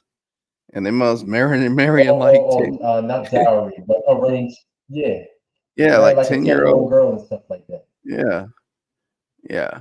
A minor attractive person makes you want to puke. Man, I'm telling you, man, some of these people like these young kids, man. And look, and I'm telling you, man, these elitists, the ones that are in higher places, they feed off of it, either sexually or through the fear. Like I said, that produces a kind of a adrenal, right? That goes through. Yeah. Yep. And they know about this stuff. So, and they think the kid is innocent, and they get off on that stuff, man. So it's crazy. Maps, they call it sick shit. Yeah. NAMBLA. I do remember that one. And there's lots of there's lots of pedo organizations out there, man. I will never take cold shower. Yeah, man. Good. I don't like cold showers anyway. But yeah. But you see this? Let me tell you. If we took a time machine and we went back 60 years, right? 60 years to when they claimed that they landed this joke on the 50 years, and you said that we were going to write into law that a man could marry another man, people would laugh in your face. People would laugh in your face. They'd be like, no, they wouldn't. No, there ain't no way in hell they would. You can't do that. You can't do that. But that's where we are now. That's where we are now. That's where we're at. That's where we're at. And what it is once you look, like I said, if that's what you like, if you want to lay up with you, hey, I ain't got no smoke, but not the kids. You know what I'm saying? Leave them kids alone, man. But if you like if you are a particular polarization, that's what you are. That's what you like. I can't tell you what to like, how to like. Can't. I can only offer you what's in the scriptures. That's it. And I can only offer you what we do as people on earth, or we're supposed to do. That's all I can give you are those hard facts. That's it. Now, once you start to allow for people to do these things, you have to recognize, and I'm not a scientist, I'm not claiming to be a scientist, right? You have to recognize that you're inhibiting human beings from procreating. It's not like I'm being crazy, right? You could say I'm a stupid flirter, everything you want, but as soon as it's kind of like people putting money into a pot. If you have 10 people that put money into a pot every month, say they put $1, all 10 of those guys put $1 into the pot every month. Well, at the end of the year, you should have how much? $120, right? $120, right? Put it 10 people, $120. If you decide that you're that person that doesn't want to put money into the pot, if you remove $1, it's now $90, right? Instead of $120, now you got $9 less, right? Actually, it's a lot more than that. It's more than that. But you have more money less. You have less money in there, right? So you have to recognize what you're removing. You're pulling yourself out the game. So biologically, you're supposed to be doing this. Yes, you have a choice. I get it. But your whole purpose here is to make a carbon copy of yourself. When I make alcohol and I brew alcohol, I take yeast. The yeast doesn't have a choice. When I add that yeast to that fruit mixture, that work, its job, that yeast job is to repopulate, make more yeasts, and Okay. eat that alcohol, right? It's got a job. That is their job. We are still biological beings, even though we're here to praise and worship the Most High. We have a job here on this earth. I didn't create you. I didn't make this place, but we do have a job. You're effectively pulling yourself out of the pot. And so, in a sense, I know the morality thing and blah, blah, blah, but that's kind of not right. So if you choose to do something different, that's going against what's natural. Now, this is where we come to the problems, right? This is the problems, is that people start to argue with you when you bring these truths up. When you start mentioning these truths, people get upset with you. And when they get upset with you, it seems as if the rest of society or the people with the money is on their side. And so they get to pass legislation. And things like men being able to marry men is a reality. Y'all know what I'm saying? It then becomes a reality to where you once didn't think that would happen. And you gotta think. What it does is it puts the shoe in to allow for other things. Because if it's men today and women today, it's going to be kids. It's going to be inanimate objects. It's going to be animals. It's going to be demons and spirits and a pretend buddy. Just give it some time and it's going to happen. If you can think it, L G B T Q B P. That alphabet just gonna continue to grow, ain't it? It's gonna just get longer and longer and longer. And basically, the point that I'm saying is that when you identify truth, every lie outside of that is going to come at you 1,000 miles an hour, and it's going to come at you hard. And then a lot of these people are going to push for you to accept it. They're going to push for you to accept it. Yep. Or else. Yep. Or else. Yep. You are so right. Yes, they will. You are dead on, bro. Dead on. Glad you having this, brother. Man, speak your piece, man. Speak your piece. Oh no, man. I'm just listening to you right now. I'm organizing, I'm taking notes, I'm listening to some things that you're saying. So right now I'm in listening mode. I really don't have much to say right now because you just spot on with everything. But like you said, that alphabet is just going to continue to grow. The moral decay of society is going to allow it too. It's eventually going to allow it. I promise you. Watch. Oh, it's okay. It's okay. He can do that. He can do that. It's okay. Whatever makes him feel happy. Yep. It's terrible, man, because I mean, we have to see just the moral decay of our society, man. We're just going down the tubes and going down the tubes fast. Yes, it is. Respect for nobody. Kids ain't got no respect for the grown folks.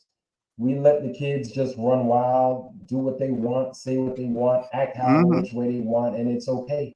You know what I'm saying? And then as soon as you come into discipline your child, that child, then it's a problem. Like it's crazy, and it's because we let the small things happen. Yep. It's the small stuff that we let slide. Yep. You are right. You are 100% right. Like it's a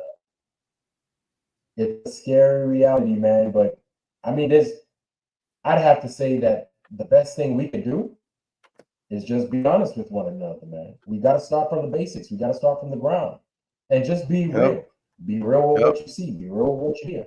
right? Now, if there's something else where what you see and what you hear is not what you see and what you hear, and somebody else could actually prove to you that that's not it at all, Mm-hmm. then it is what it is at that point, right?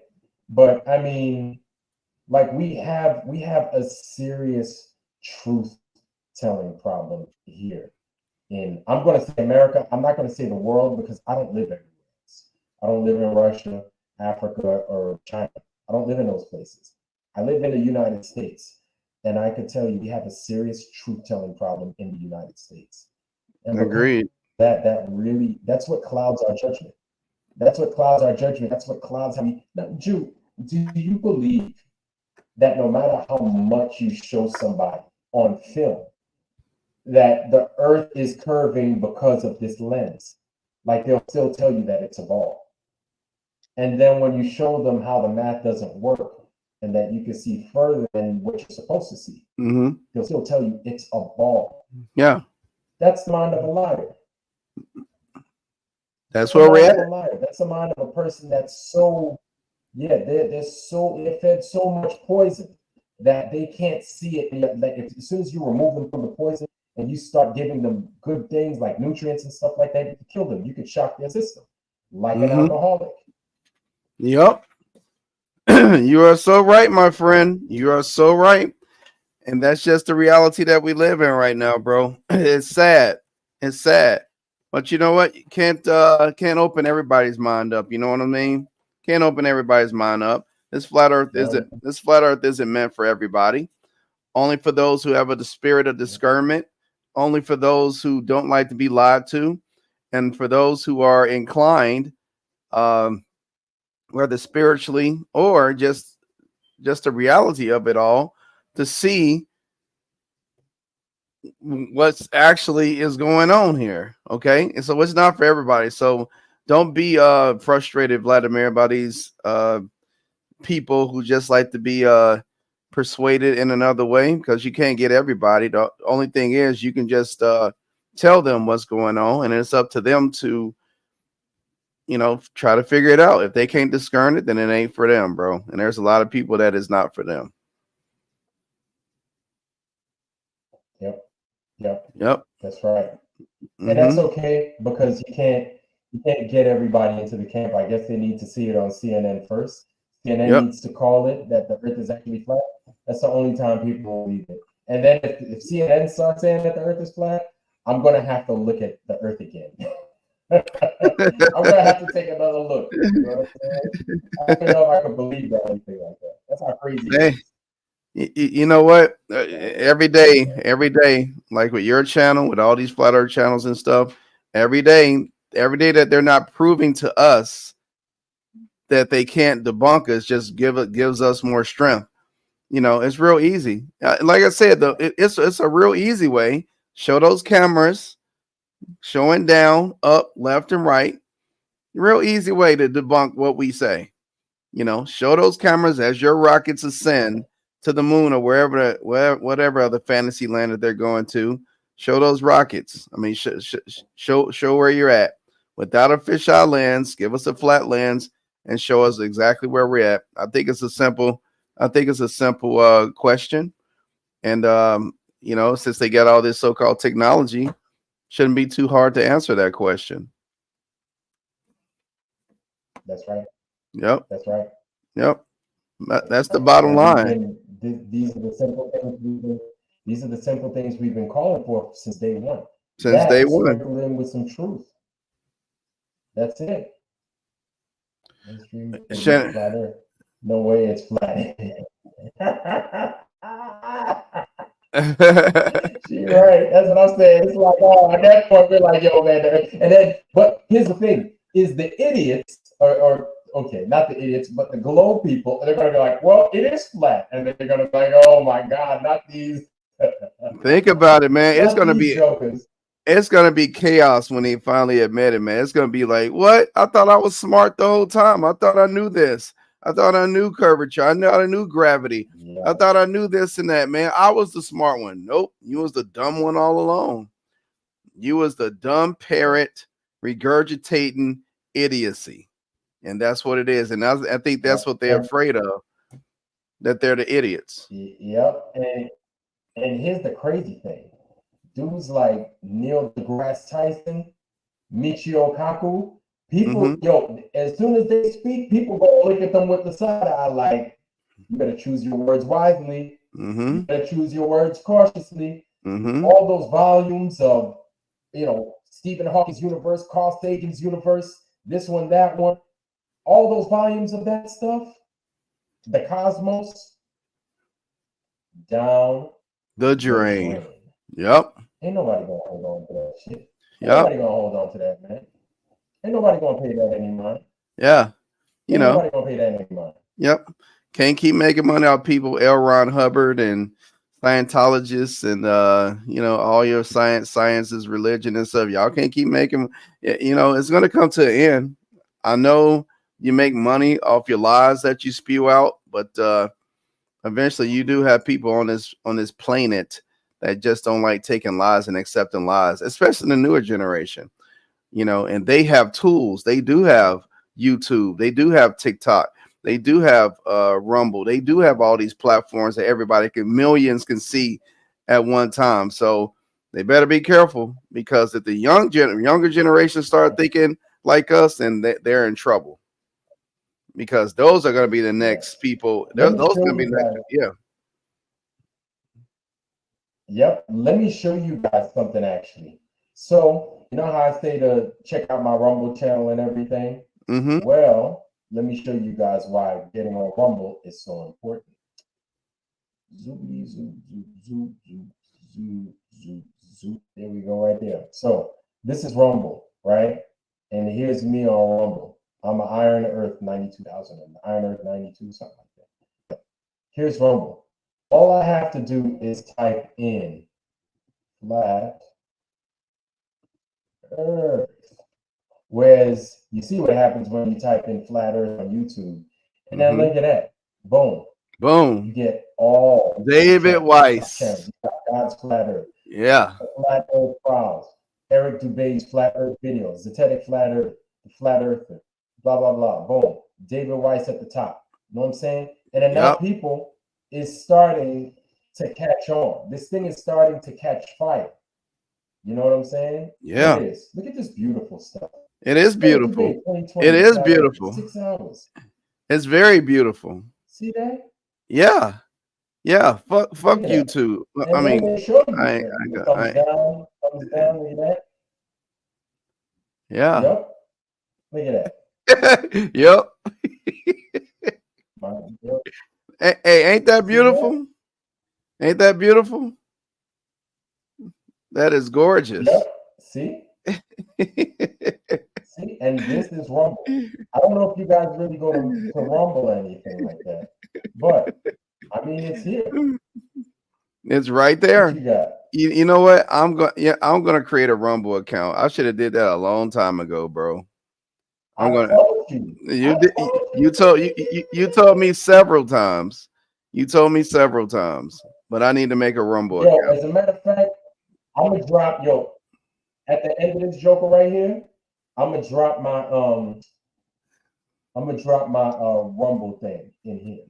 Okay. I'm gonna drop my Rumble thing. Let's see, account options, live streaming, blah blah blah. Account. Yeah.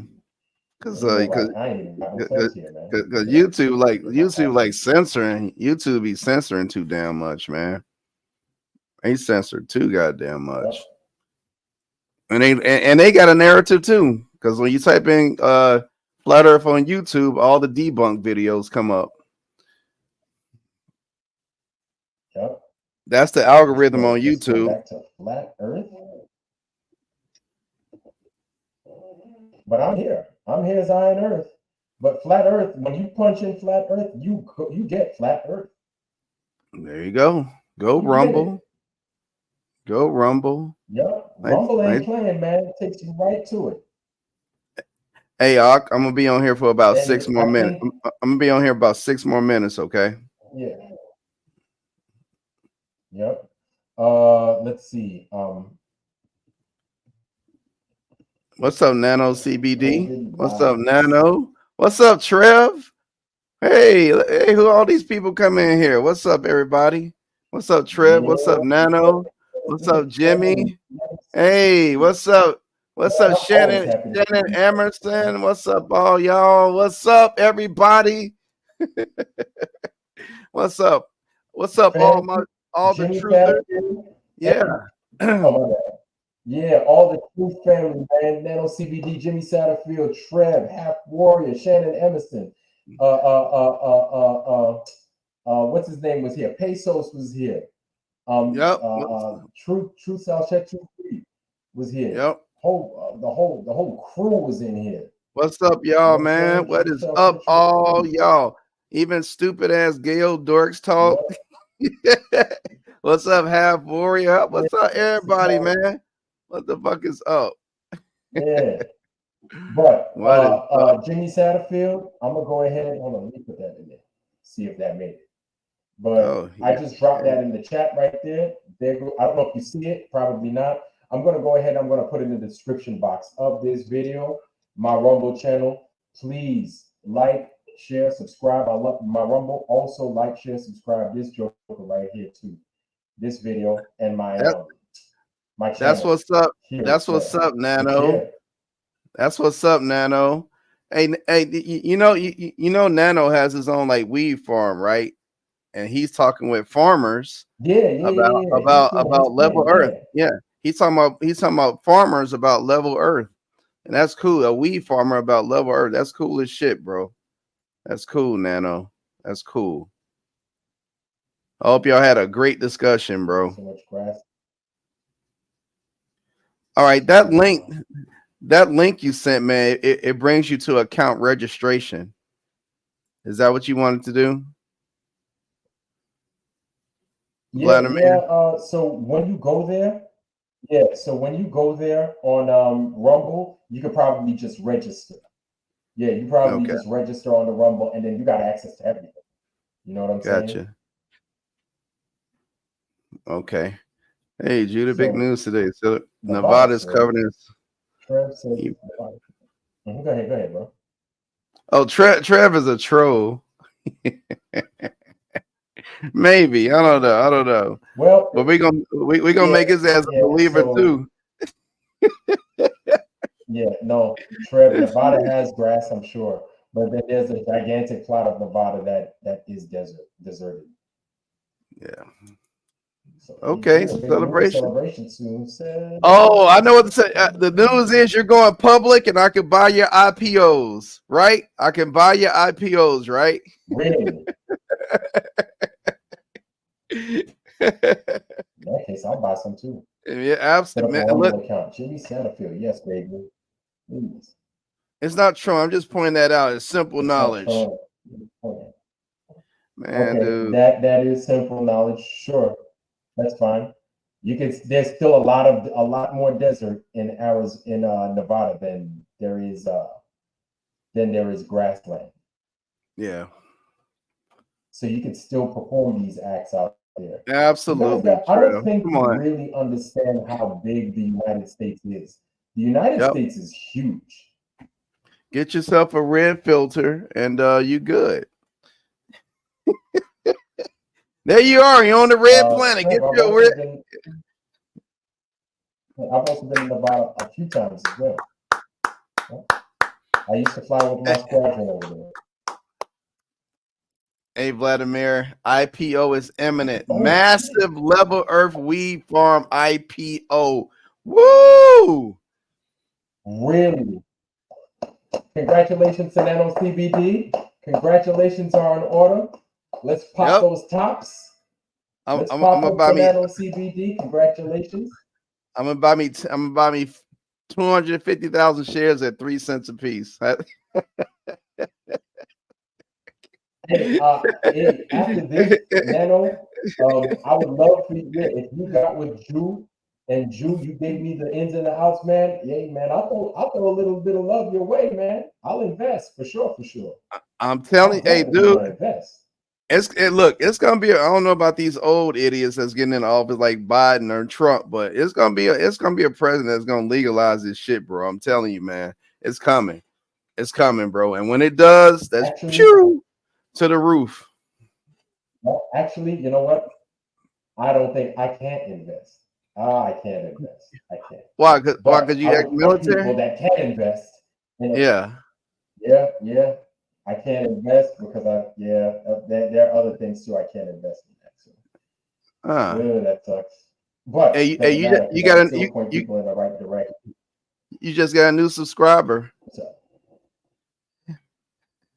hey, on who's Rumble. that? Trev? That's Half Warrior. Half Warrior. All right. Yes. Get on there, baby. Get on there. And the thing is you don't have to go through these other channels in order to get to the Flat Earth channels either. They're going to be right at your doorstep. You know what I'm saying? So get on the Rumble. It's new too. It's new, so you can start carving your own way there as well. Yep. And I think I'm gonna like Rumble. Yeah. Yeah, Man. I think we I'm can gonna start doing it on Rumble too. Really? Yeah, you can start. See if you can start doing your shows on Rumble. Yes. See if you can start doing your shows on Rumble, and then I'll follow in suit. You know what I'm saying? Okay. Oh, Nano was in Canada. No wonder. You're already in Canada. No. Man, look, bro, I'm gonna go buy your IPO. When that shit get legal here in the United States federally, man, I'm gonna be a rich son of a gun because I already got some cannabis stocks, bro. I'm gonna be a rich son of a gun, bro. I'm excited. Hey, Vladimir, Arizona. Okay, love you. What's up, brother? Love you. Love me. I gotta get ready to go. Yeah, I gotta get ready to go. All right. Love you. Great show tonight. I knew I was going to make it to this. Like I said, I didn't have anything to teach tonight. So I knew I was going to be here for you, bro. All right, bro. I appreciate you, man. Thanks for coming through, man. No problem. Much love to everybody in the chat, man. Earth is this is truth. Earth is true. So true Earth Tuesday. So Earth is true, right? Do you want to call it flat or call it true? You got the gist of it, okay? All right, love y'all. See you later, brother. True Earth Tuesday. Everybody, make sure you subscribe to the Ghost of Judah Tribes channel. Also, make sure you make it to the Ghost of Judah Tribes Flat Earth Friday this Friday at 11 p.m. Eastern Time. Usually, he will definitely be dropping that link. But before you do that, make sure you show this brother some love. He's got some very good content. Make sure you subscribe to the Ghost of Judah Tribe. That rhymes, by the way. Yes. Love y'all. Peace. Okay. Peace, brother. Peace. All right, it's me riding solo. Ghost of Judah Tribe. That was him. Awesome, man. Awesome individual. Awesome content. Right. Definitely good to have him on the show, and I'm very, very lucky to have him as a counterpart on Fridays as well, working on his show. So, damn right, all the lunar landings are fake. I appreciate you, Nano CBD. Thank you for that. But definitely, Nano, I'm going to do Trev. Hopefully, you could hear me better now. But Trev, Nano CBD, what I'm going to do is I'm going to send people your way. Drop what it is you have as far. I don't know if you're on the NISE or how we can invest, folks can invest, but I would love to find people that could put into your business and show you some love. You know what I'm saying? And I'd love to see you flourish. I'd love to see you shine. I would really love to see that happen for you, bro. So Trev, North Dakota, it's not very flat, very mountainous. North Dakota. Was that North Dakota? No, that was South Dakota that I was at. Yep. I was in South Dakota. I did a balloon launch actually in South Dakota in 2018. Yeah, 2018. I did a balloon launch. Yeah. I actually got to witness one of those. Good times. North Dakota. Oh, Shannon. Oh my God. Everybody's in North Dakota. Thank you. North Dakota. Rumble. I'm using Rumble. Okay. Awesome. Amazing. I'm going to start funneling everybody, start funneling a lot of my work and everything else onto Rumble as well here in the future. because it's just a little bit easier to maneuver around. You could say a little bit more on Rumble, right? You can act up a little bit more on Rumble too. They offer a little bit more freedom, I guess, in that sense. Everybody in there is from North Dakota.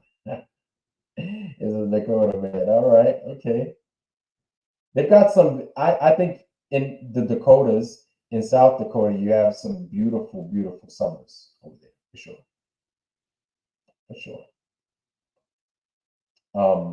I was in Idaho a few times, and I was in Idaho here. The last time was in 2019.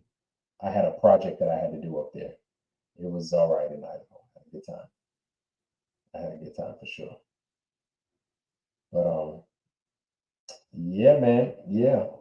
So, whew, I hope you guys are having a good night. I didn't ask you guys how your weekend went. Okay. Okay. All right. Awesome. Amazing. Nano CBD. I'm gonna put that up. But I don't know how you guys' weekend went, and I don't know if you guys actually saw that stuff going on with the launch that took place last week. And I'm curious. I'm just so curious as to what your thoughts are on it, because here now everybody's talking about visiting the moon, right? Obviously, we were supposed to send our astronauts to the moon in 2024, this year, actually. And now, since we know we can't do it, they're talking about doing it in 2028 now. They're kicking it 4 years later, like they always do, just kicking a can down the road. But now China, they've thrown their hat into the ring, and they're talking about putting their personnel onto the moon. True story. Yeah. Yeah, Mount Rushmore is something else. It is. You saw the launch, yeah? You saw it. Uh-huh. Uh-huh. And actually the launch took place in Pecan, Port Canaveral, right there, Cape Kennedy, right? It took place right there at Cocoa Beach in Florida. And yeah, like I said, they did their thing. They go up into orbit, right? Or they not in the orbit, but they go up into space, do their loop-de-loop supposedly around the Earth a few times, and then head straight for the moon. But nobody filmed it.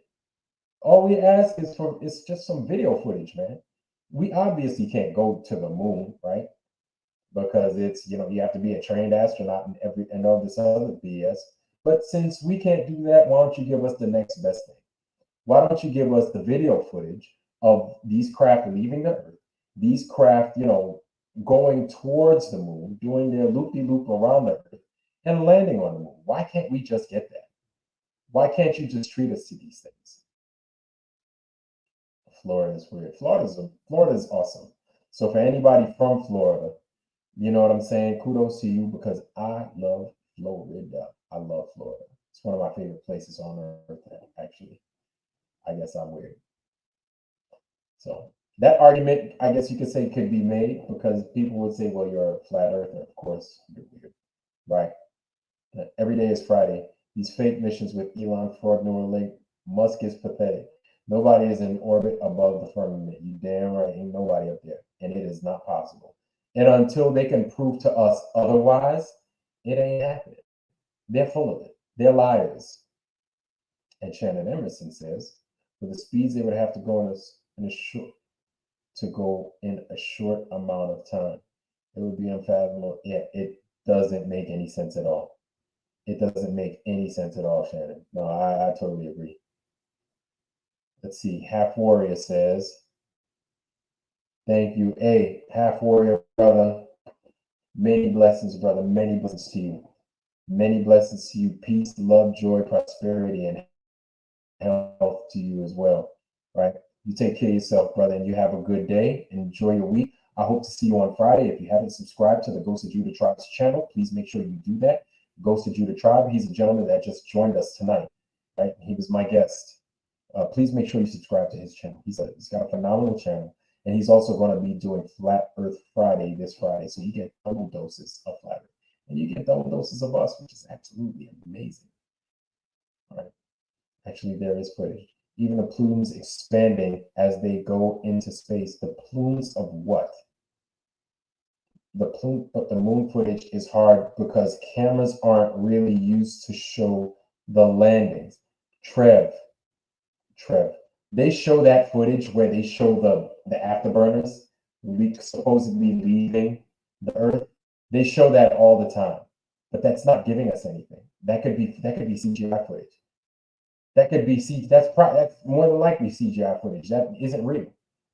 So my thing is to have other satellites, other probes and sensors that are already out there showing us these things taking place real time. Read Genesis 6:7-8. There is no space. We've been duped. You're right. You're right, NOCBD. Trev.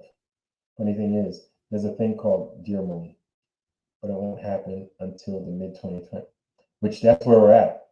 I'm going to check that out, Dear Moon. Check out Dear Moon.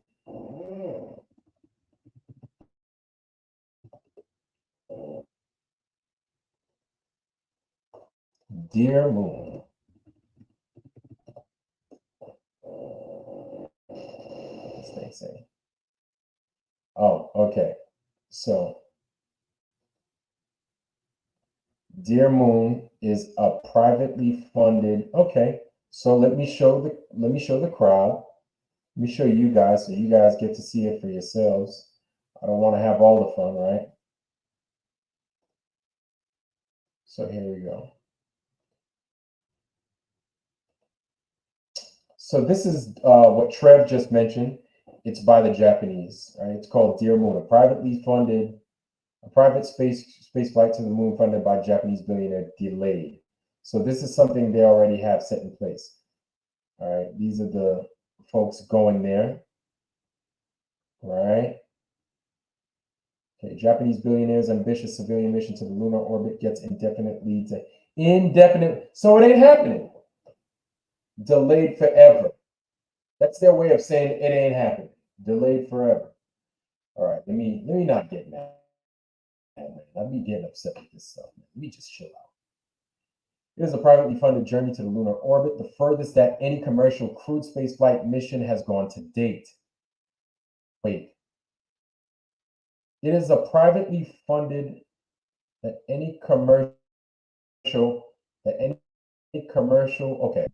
crewed space mission has gone to date. Titled Dear Moon and funded by the Japanese billionaire Yasuo Maezawa.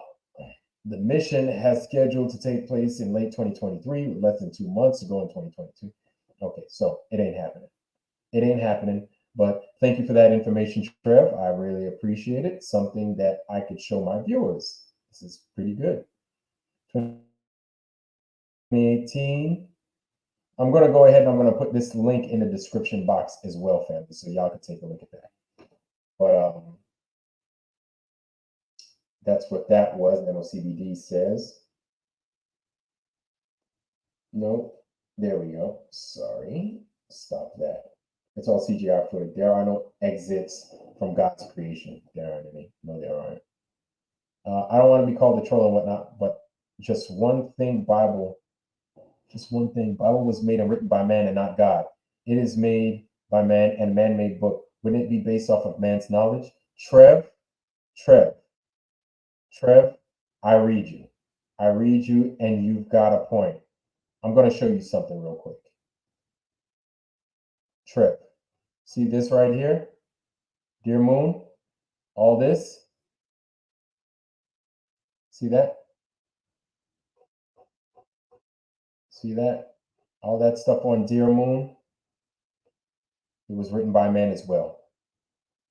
All this stuff that NASA claims to be doing is written by man as well. So what makes the Bible not worth studying and taking bits of information from? But everything that these people, these guys are known liars, right? Written by Siddharth MP, a man or a woman, right? Whoever that is, an individual, a human being. What makes you think that they're telling the truth, but the Bible's lying? It's all nonsense. How could a spacecraft keep up with an alleged sphere going 1 million? Exactly. It's not. It's a flyby mission. It's all likely to happen in 2027. Trev. Trev. Trev. Trev. Trev. It ain't happening, brother. It ain't gonna happen. I'm sorry. It ain't. Trev. Man's knowledge is smaller than today's man. Trev, you think people were stupider back then than they are now? Trev, do you guys think people were stupider back then than they are now? Trev, you really think that people knew more now? People know more now than they knew compared to the folks from back then? You really think that? Trev, there are people now, if you drop them in the middle of the woods, they wouldn't know what to do. I'm not even saying they wouldn't know how to survive. I'm not even saying they wouldn't know how to survive. They wouldn't even know where to begin. That's the majority of us. So you mean to tell me people now are smarter than people then? If people get sick now, if they don't get medicine from CVS or Walmart or Walgreens, they wouldn't know what to do. They would get sick and die if they didn't have the drugs available to keep them okay. They wouldn't know how to find the proper herbs and the normal things. They couldn't know how to forage. So you mean to tell me people back then are dumber than people now? I'd have to disagree with you on that, brother. I'd have to.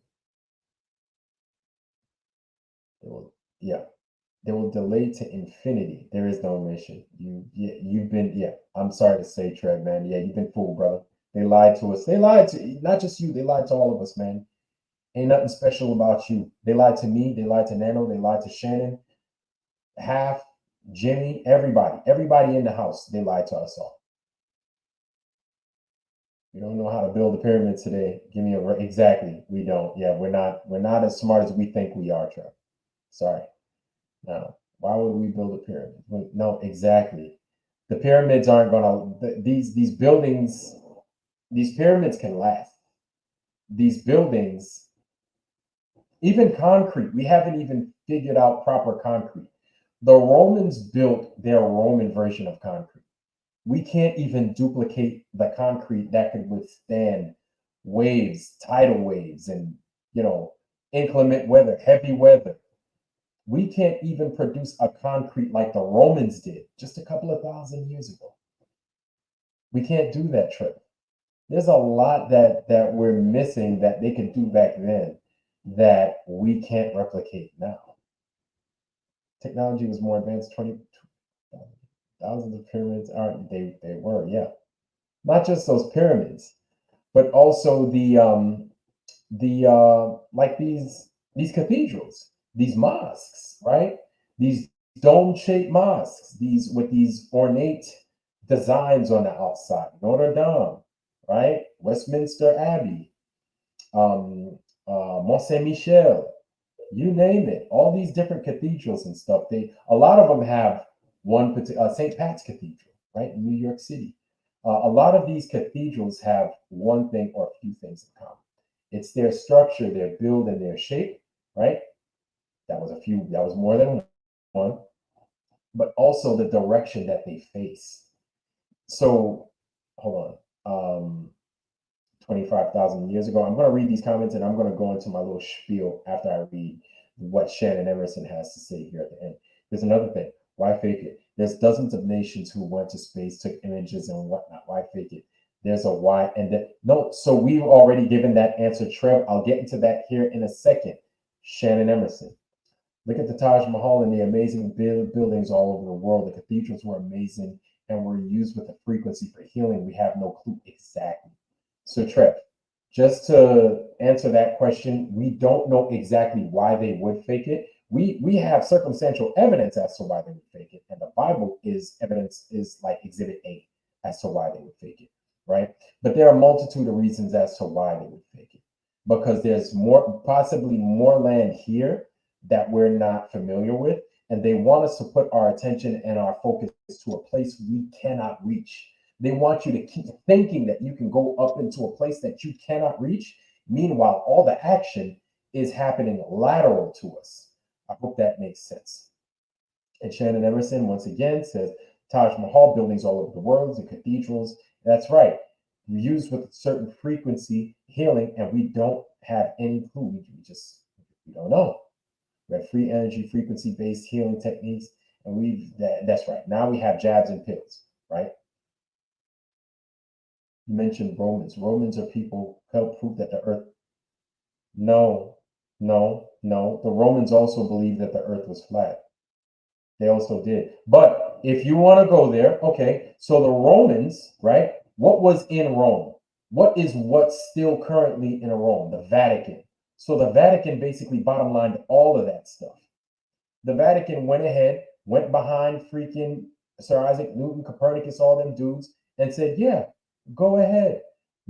Even at first, even though the Christian faith, the Judeo-Christian faiths originally believed that the earth was level, plane, and flat, the Vatican, and I'm a Roman Catholic, I can tell you, the Vatican is all kinds of crooked. All kinds of crooked. More crooked than a dog's hind leg crooked. Okay? So these guys went ahead and basically gave the go-ahead to, yes, the earth is flat. So much so, if you go to a Catholic church today, they will not depict a flat earth.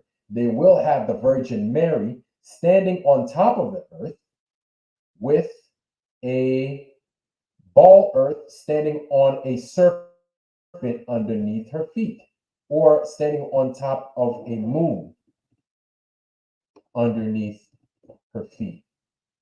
Like, this is all true. So the Vatican is the people that push. It's not the Roman society. No, it's the Vatican that pushed for that. And the Vatican is totally separate from Rome, even though they're in Italy. Let's see.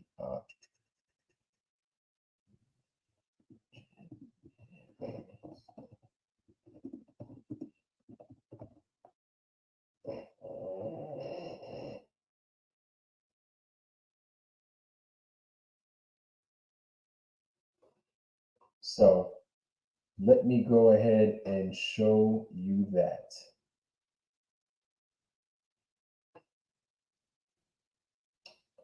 I'm going to present that to you, Trev, so you can see for yourself, okay? So mentioned Roman, and Shannon says, I'm going to get to these comments real quick, and then we're going to break that part down. Libraries in the ancient world didn't have any books. Have books that had columns with etched writings. You would stand and read. The ancient world had been demolished, or right. Time to hide these things. And we're going through and that's a really good point, Shannon, because that's something that I wanted to bring up today, but now I'm bringing it up now. It's kind of late, but we're burning books now. We're burning all the information now, Trev. So stuff that you learned a few years back, they're starting to get rid of that quick fast. We're going through a book burning. Germany went through a big giant book burning where they got rid of 80,000 books at a drop in the 30s, right? They got rid of 80,000 books with the Germans. Do a simple curvature test. Prove it to yourself. Zero curvature. Exactly. Trev says the alternative Rome, Georgia, which was burned by General Sherman. There is zero movement on this plane. That's right. There isn't any movement at all. They call movement an earthquake. Exactly. The atmosphere is not spinning at 1,100 miles an hour. That's right. That's impossible. It's not possible. And Trevor comes back with, people have flown at hundreds of miles per hour in an airplane. You're right, Trev. So Trev, what I need for you to do is your due diligence, and you need to do the research, right? We've already, and pilots have come out, Trev, and they've even said that you cannot, that the earth, everything is flat, level, and plane. The earth does not spin. They don't account for curvature when they fly.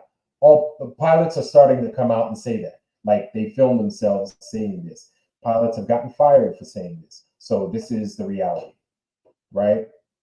Let's present to you this. And I wanted you to take a look at something. This is what the Vatican promotes. This is an example of what the Vatican promotes, Trev. I want you to see. See this right here? Oh boy. So that right there is the Virgin Mary, right? See her standing on a globe? So in the back corner or towards the altar to the right, usually you'll see a Virgin Mary. You won't have a whole globe, right? You'll see her standing just like this, the Virgin, on top of a hemisphere, standing on top of a serpent. And this is common, right? And this is what the Vatican promotes. They know the truth, though. The Vatican does know the truth. All right. And NanoCBD says humans were not allowed to read until they got the indoctrination system perfect. It's called empathy.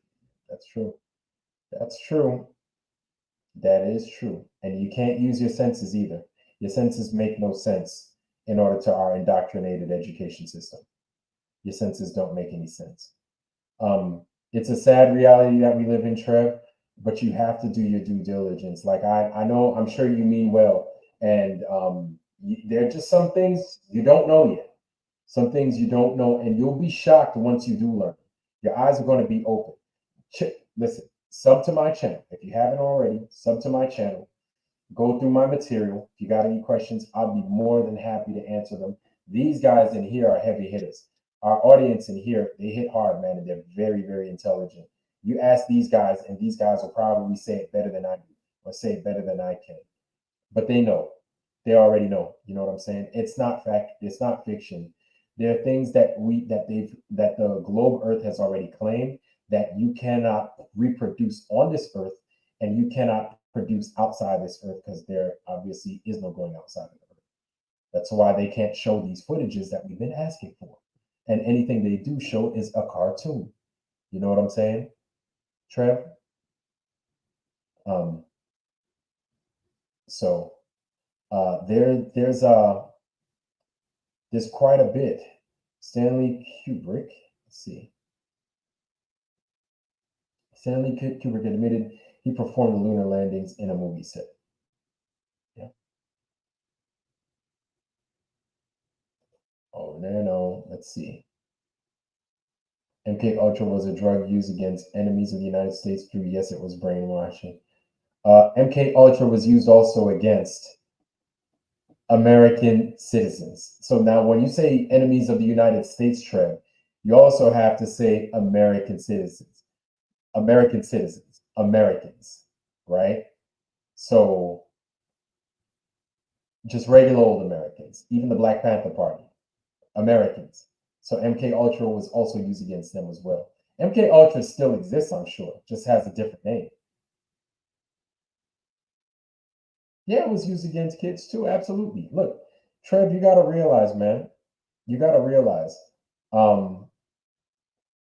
like this government will do things that you don't think they'll do to people, to anybody, Americans, non-Americans, old people, young people, it doesn't matter. Grown folks, kids, babies, they will do it to them, right? They'll do it to them. The reason you don't think they'll do it to them is because you wouldn't do it. You don't have it in you to do it. And that's okay. That's good because you're a normal person. I'm a normal person too. I couldn't do a lot of these things. However, the government will do these things to achieve their ends, right? They don't care. They don't care. Just as long as they achieve their objectives, they'll harm kids. They'll harm grown folks. It doesn't matter. Matter of fact, you know, a lot of kids go missing in the DC DMV area, Virginia, DMV, DC, Maryland, and Virginia area. A lot of kids go missing. What do you think they go missing for? Organ harvest, you know, sex trafficking, organ harvesting, you name it, they go missing. This is a reality here in America, here in your own backyard, right? This is what happens here. The government is, hell yeah, they know. That's why things like Pizzagate got around, right? They know these things happen. These kids are used like cattle. So the government does these things to kids. And oh, forget about it. Experiments? Oh, that's easy.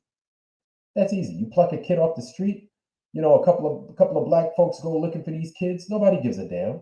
Especially, man, look, I ain't even going to get into all that. Maybe next time. Maybe next time. But I'm not going to get into all that. But yeah, man, like the government does this to kids all the time, bro. It's, matter of fact, I got a book for you, man. It's called The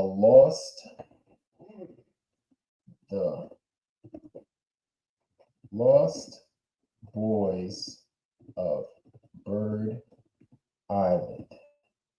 Look that book up, okay? Highly recommended. Look that book up. The Lost Boys of Bird Island. Sex trafficking, is it done by the government? No, Trev, it's not done by the government. Sure, you could say they have contractors to do that. Sure, but Pizzagate, what makes you say Pizzagate was false? You know who proved Pizzagate false, Trev? Fact check, guys like Fact Check and Reuters, because those guys are being paid for by the government. All this media is paid for by the government. It's paid for by the government. So do you really think they would air dirty laundry like that out? Have you ever heard of Diane Pelfrey? Diane Pelfrey was the DC madam. Diane Pelfrey is an example of one. Diane Pelfrey, what's his name? The one that just died. The one that was what's his name? Jeffrey Epstein. He's another one. Yeah, I know we're throwing a lot of information. It was made by MAGA. It's a theory. No, it's not a theory. Like these guys were passing around. Trev. There's a lot of people with a lot of money. There's a lot of people with a lot of money that do foul things. This is why Jeffrey Epstein needed to be killed by the elite immediately. That's why come on. He was exactly. Thank you. This is why they had to kill him, Trev. Like these things, you got to understand, man. Like this is why you are who you are. I am who I am. CBD, Nano CBD is who he is, because we're not willing to go these lengths to achieve whatever they want to achieve. Because a lot of these people will do some foul things to human beings that you and I would never dream of doing. That's just the nature of the beast, man. Like, so this flat earth and ball earth stuff is petty compared to the foul shit that the people in DC do. It's petty. It's small potatoes. But if you were to find out that those people, like, say you can attach a hideous crime to pick a politician, in a well-known politician in DC right now, a hideous crime against a child. If you could pit that crime to that person, you would want them executed immediately. And you totally have faith in the entire government, because there's a good chance that they knew that they were doing these things. That's them at large. Not just them, that's Hollywood at large. And the thing is that the two go hand in hand. This is the beauty of understanding what this earth is, Trev. This is the beauty of it, is once you see this lie, the true earth lie, all the other lies become accessible. I hope that makes sense. That's right. Epstein's dead. Trump did that stuff with little kids. No, if he did, whether he did or didn't, if he did, oh, they would have outed him a long time ago. They would have outed him a long time ago.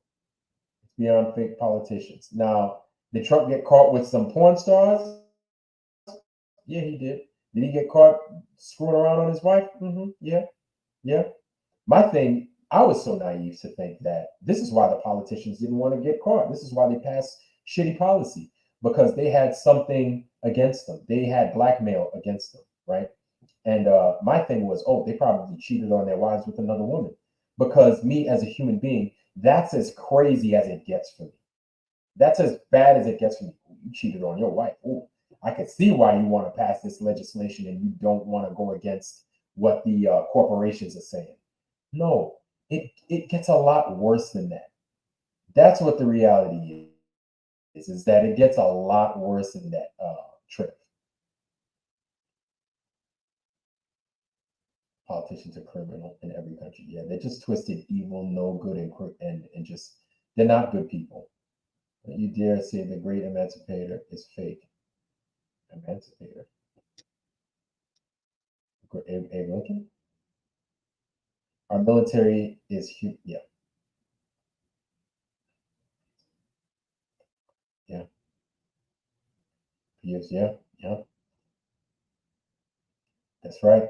That's right. That's right. There's a lot. And human trafficking brings in a lot of money. And through that trafficking, organ harvesting, it brings in a lot of money. You guys got to take a look at that, man. There's a lot that Israel does also. There's a lot and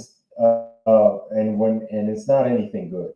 One of the things is what the Israelis did to Ethiopians as well, harvesting their organs. And not all of Israel. I think it would have been the IDF, but Israel's been doing that for years, right? The Haitian earthquake happened. And there was speculation saying that Israel went into Haiti in 2010 after the Haitian earthquake and like started offing people and taking people's heart and taking people's organs. The IDF was there. What the fuck is the IDF doing in Haiti? Them Israelis don't like black people. So what are they doing in the blackest country in damn the Caribbean? The most African country in the Caribbean, Haiti. What are they doing there after the earthquake? Surely not to render aid. Surely not to help. No, they were stealing people. They were taking organs. They were trafficking, allegedly. But yeah, they're known for that, man. That's what they do, man. Let's see. Those people willingly join the military. Hey, man, I was in the military. I've never trafficked anyone personally, but I think what Shannon is saying is those at the border. And then 89% of cars are dual citizen. Oh, yeah, I heard something like this. I was looking for the information. I couldn't find it. But I would need to see that again because I've seen something similar to this. I would need to see this again, Nano CBD. But yeah, a lot of people are speaking on what you're saying right there. That is part of the government. Yes, it is. Yeah, everyone back then was pedos and owned slaves. No. We're talking about now, man. Trev, we're talking about now. We're talking about now. It's a big thing. It's a disgusting thing. And people pay big money for forbidden flesh. They do. They do. That's the reality. That is the reality. But I don't partake in that. It's kind of like just so we could speak on it on more understandable and a real and relative terms. It's kind of like me being a broke dude, right? And smoking cigarettes because that's all I can afford. Meanwhile, the guy with a little bit more money is smoking weed because that's what his budget will allow for him to do. Meanwhile, the super rich kid is over there doing 8 balls of coke because that's what his money and then other things that he could get a fix off of because that's what his money would allow for him to do. The more money, the more notoriety you got. These guys want some kind of blackmail on you, man. They're going to introduce you to things that me and you otherwise would think are totally abhorrent. They will give them things, they will offer to them just the craziest stuff, man. This is something that I think we need to talk more about. I really think we need to bring more attention to it so we can fix it because these politicians, they know what the hell's going on. They know what's going on, man. They know. And yeah, Trev, for real talk though. I want you to do that research. Look up Diane Pelfrey and look up Jeffrey Epstein. Like, look these people up. Look up Diane Pelfrey, and you'll see that our government like had a part in making sure that she was killed. You know what I'm saying?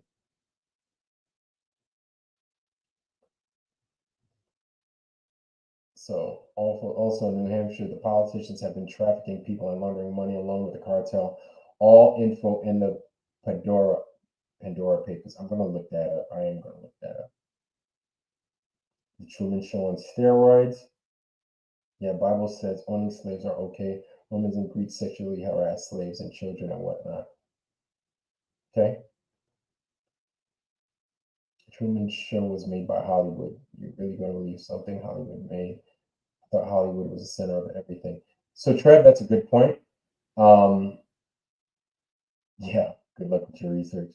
But Trev, that is a good point. Yeah, they are. They are a way to grab your attention. They're a way to, and what they do with Hollywood is they shape your mind with these movies, these productions, these TV shows, video games, right? This is a way of shaping people's minds. And with that mind shaping effect that they have on us, they have also found a way to inject small truths in there too. You know what I'm saying? So they'll slip in the truth in there from time to time to where it's like cognitive dissonance at 1,000 miles an hour. And you don't know what to take for truth. You don't know what to take as fiction. And so you just watching it, it's all entertainment at that point. And so what they could say is, well, we showed you the truth. We mentioned to you what was true and what wasn't true. You know what I'm saying? We put all that in, at your disposal. It's up to you to discern what's true and what isn't true. So they'll do these things and they'll use Hollywood as a tool. These are why these actors get paid so much money. Hollywood wasn't Hollywood in the 50s and the 60s. No, they were developing into Hollywood in the 50s and the 60s. They were still developing. But then they started to see the potential for what Hollywood could do. I really don't even want to say that. I could probably say more on my Rumble channel. I don't want to say what I want to say on here. You know what I'm saying? I get a little bit loose with the tongue here enough as it is. So I need to watch myself. But Trev, family, everyone in here and everyone out of here that came, that paid your respects, that gave us what you could for True Earth Tuesday. Thank you. Thank you, thank you, thank you. So tonight I'm going to go ahead and I'm going to wrap it up. I'm going to wrap it up. And yes, Trev, please do your due diligence. Look into that. Also, make sure you subscribe to my guest, the Ghost of Judah Tribe, because he's got an awesome channel. He does Chicago Bears. He does True Earth. He does the True Earth Flat Earth cosmology and through the Bible as well. So pay homage. Go to his page. Subscribe, please. Also, Flat Earth Friday on the Ghost of Judah Tribe's channel. Make sure, why is your name Ironwork? Oh, because it is Trev. So make sure you sub if you haven't yet. Sub, like, share my channel, my content. Please, you'll find some good stuff in there. Or if you don't like it, thumbs down it. It's okay. Tell me what I could work on. I'm sure I could work on a lot, kind of like this internet connection that I got here. Anyway, yeah, that's right. Trev, bring your behind to Flat Earth Friday, bro. Bring your butt to Flat Earth Friday. Okay? Bring your hindquarters to Flat Earth Friday. Everybody else is going to be there and everybody's going to do it right. So I can't wait to see you. Nano CBD, drop me that information that you got for your business, brother. And congratulations once again, man. I'm so proud of you and I'm so happy for you. Other than that, family, I'm going to have to roll. I'm going to go grab me some tea, some hot tea, and I'm calling it a night. I wish you guys nothing but the best. Health, wealth, love, joy, prosperity. Most of all, wisdom, wisdom, wisdom. And with that, I love you. I'm out. Peace.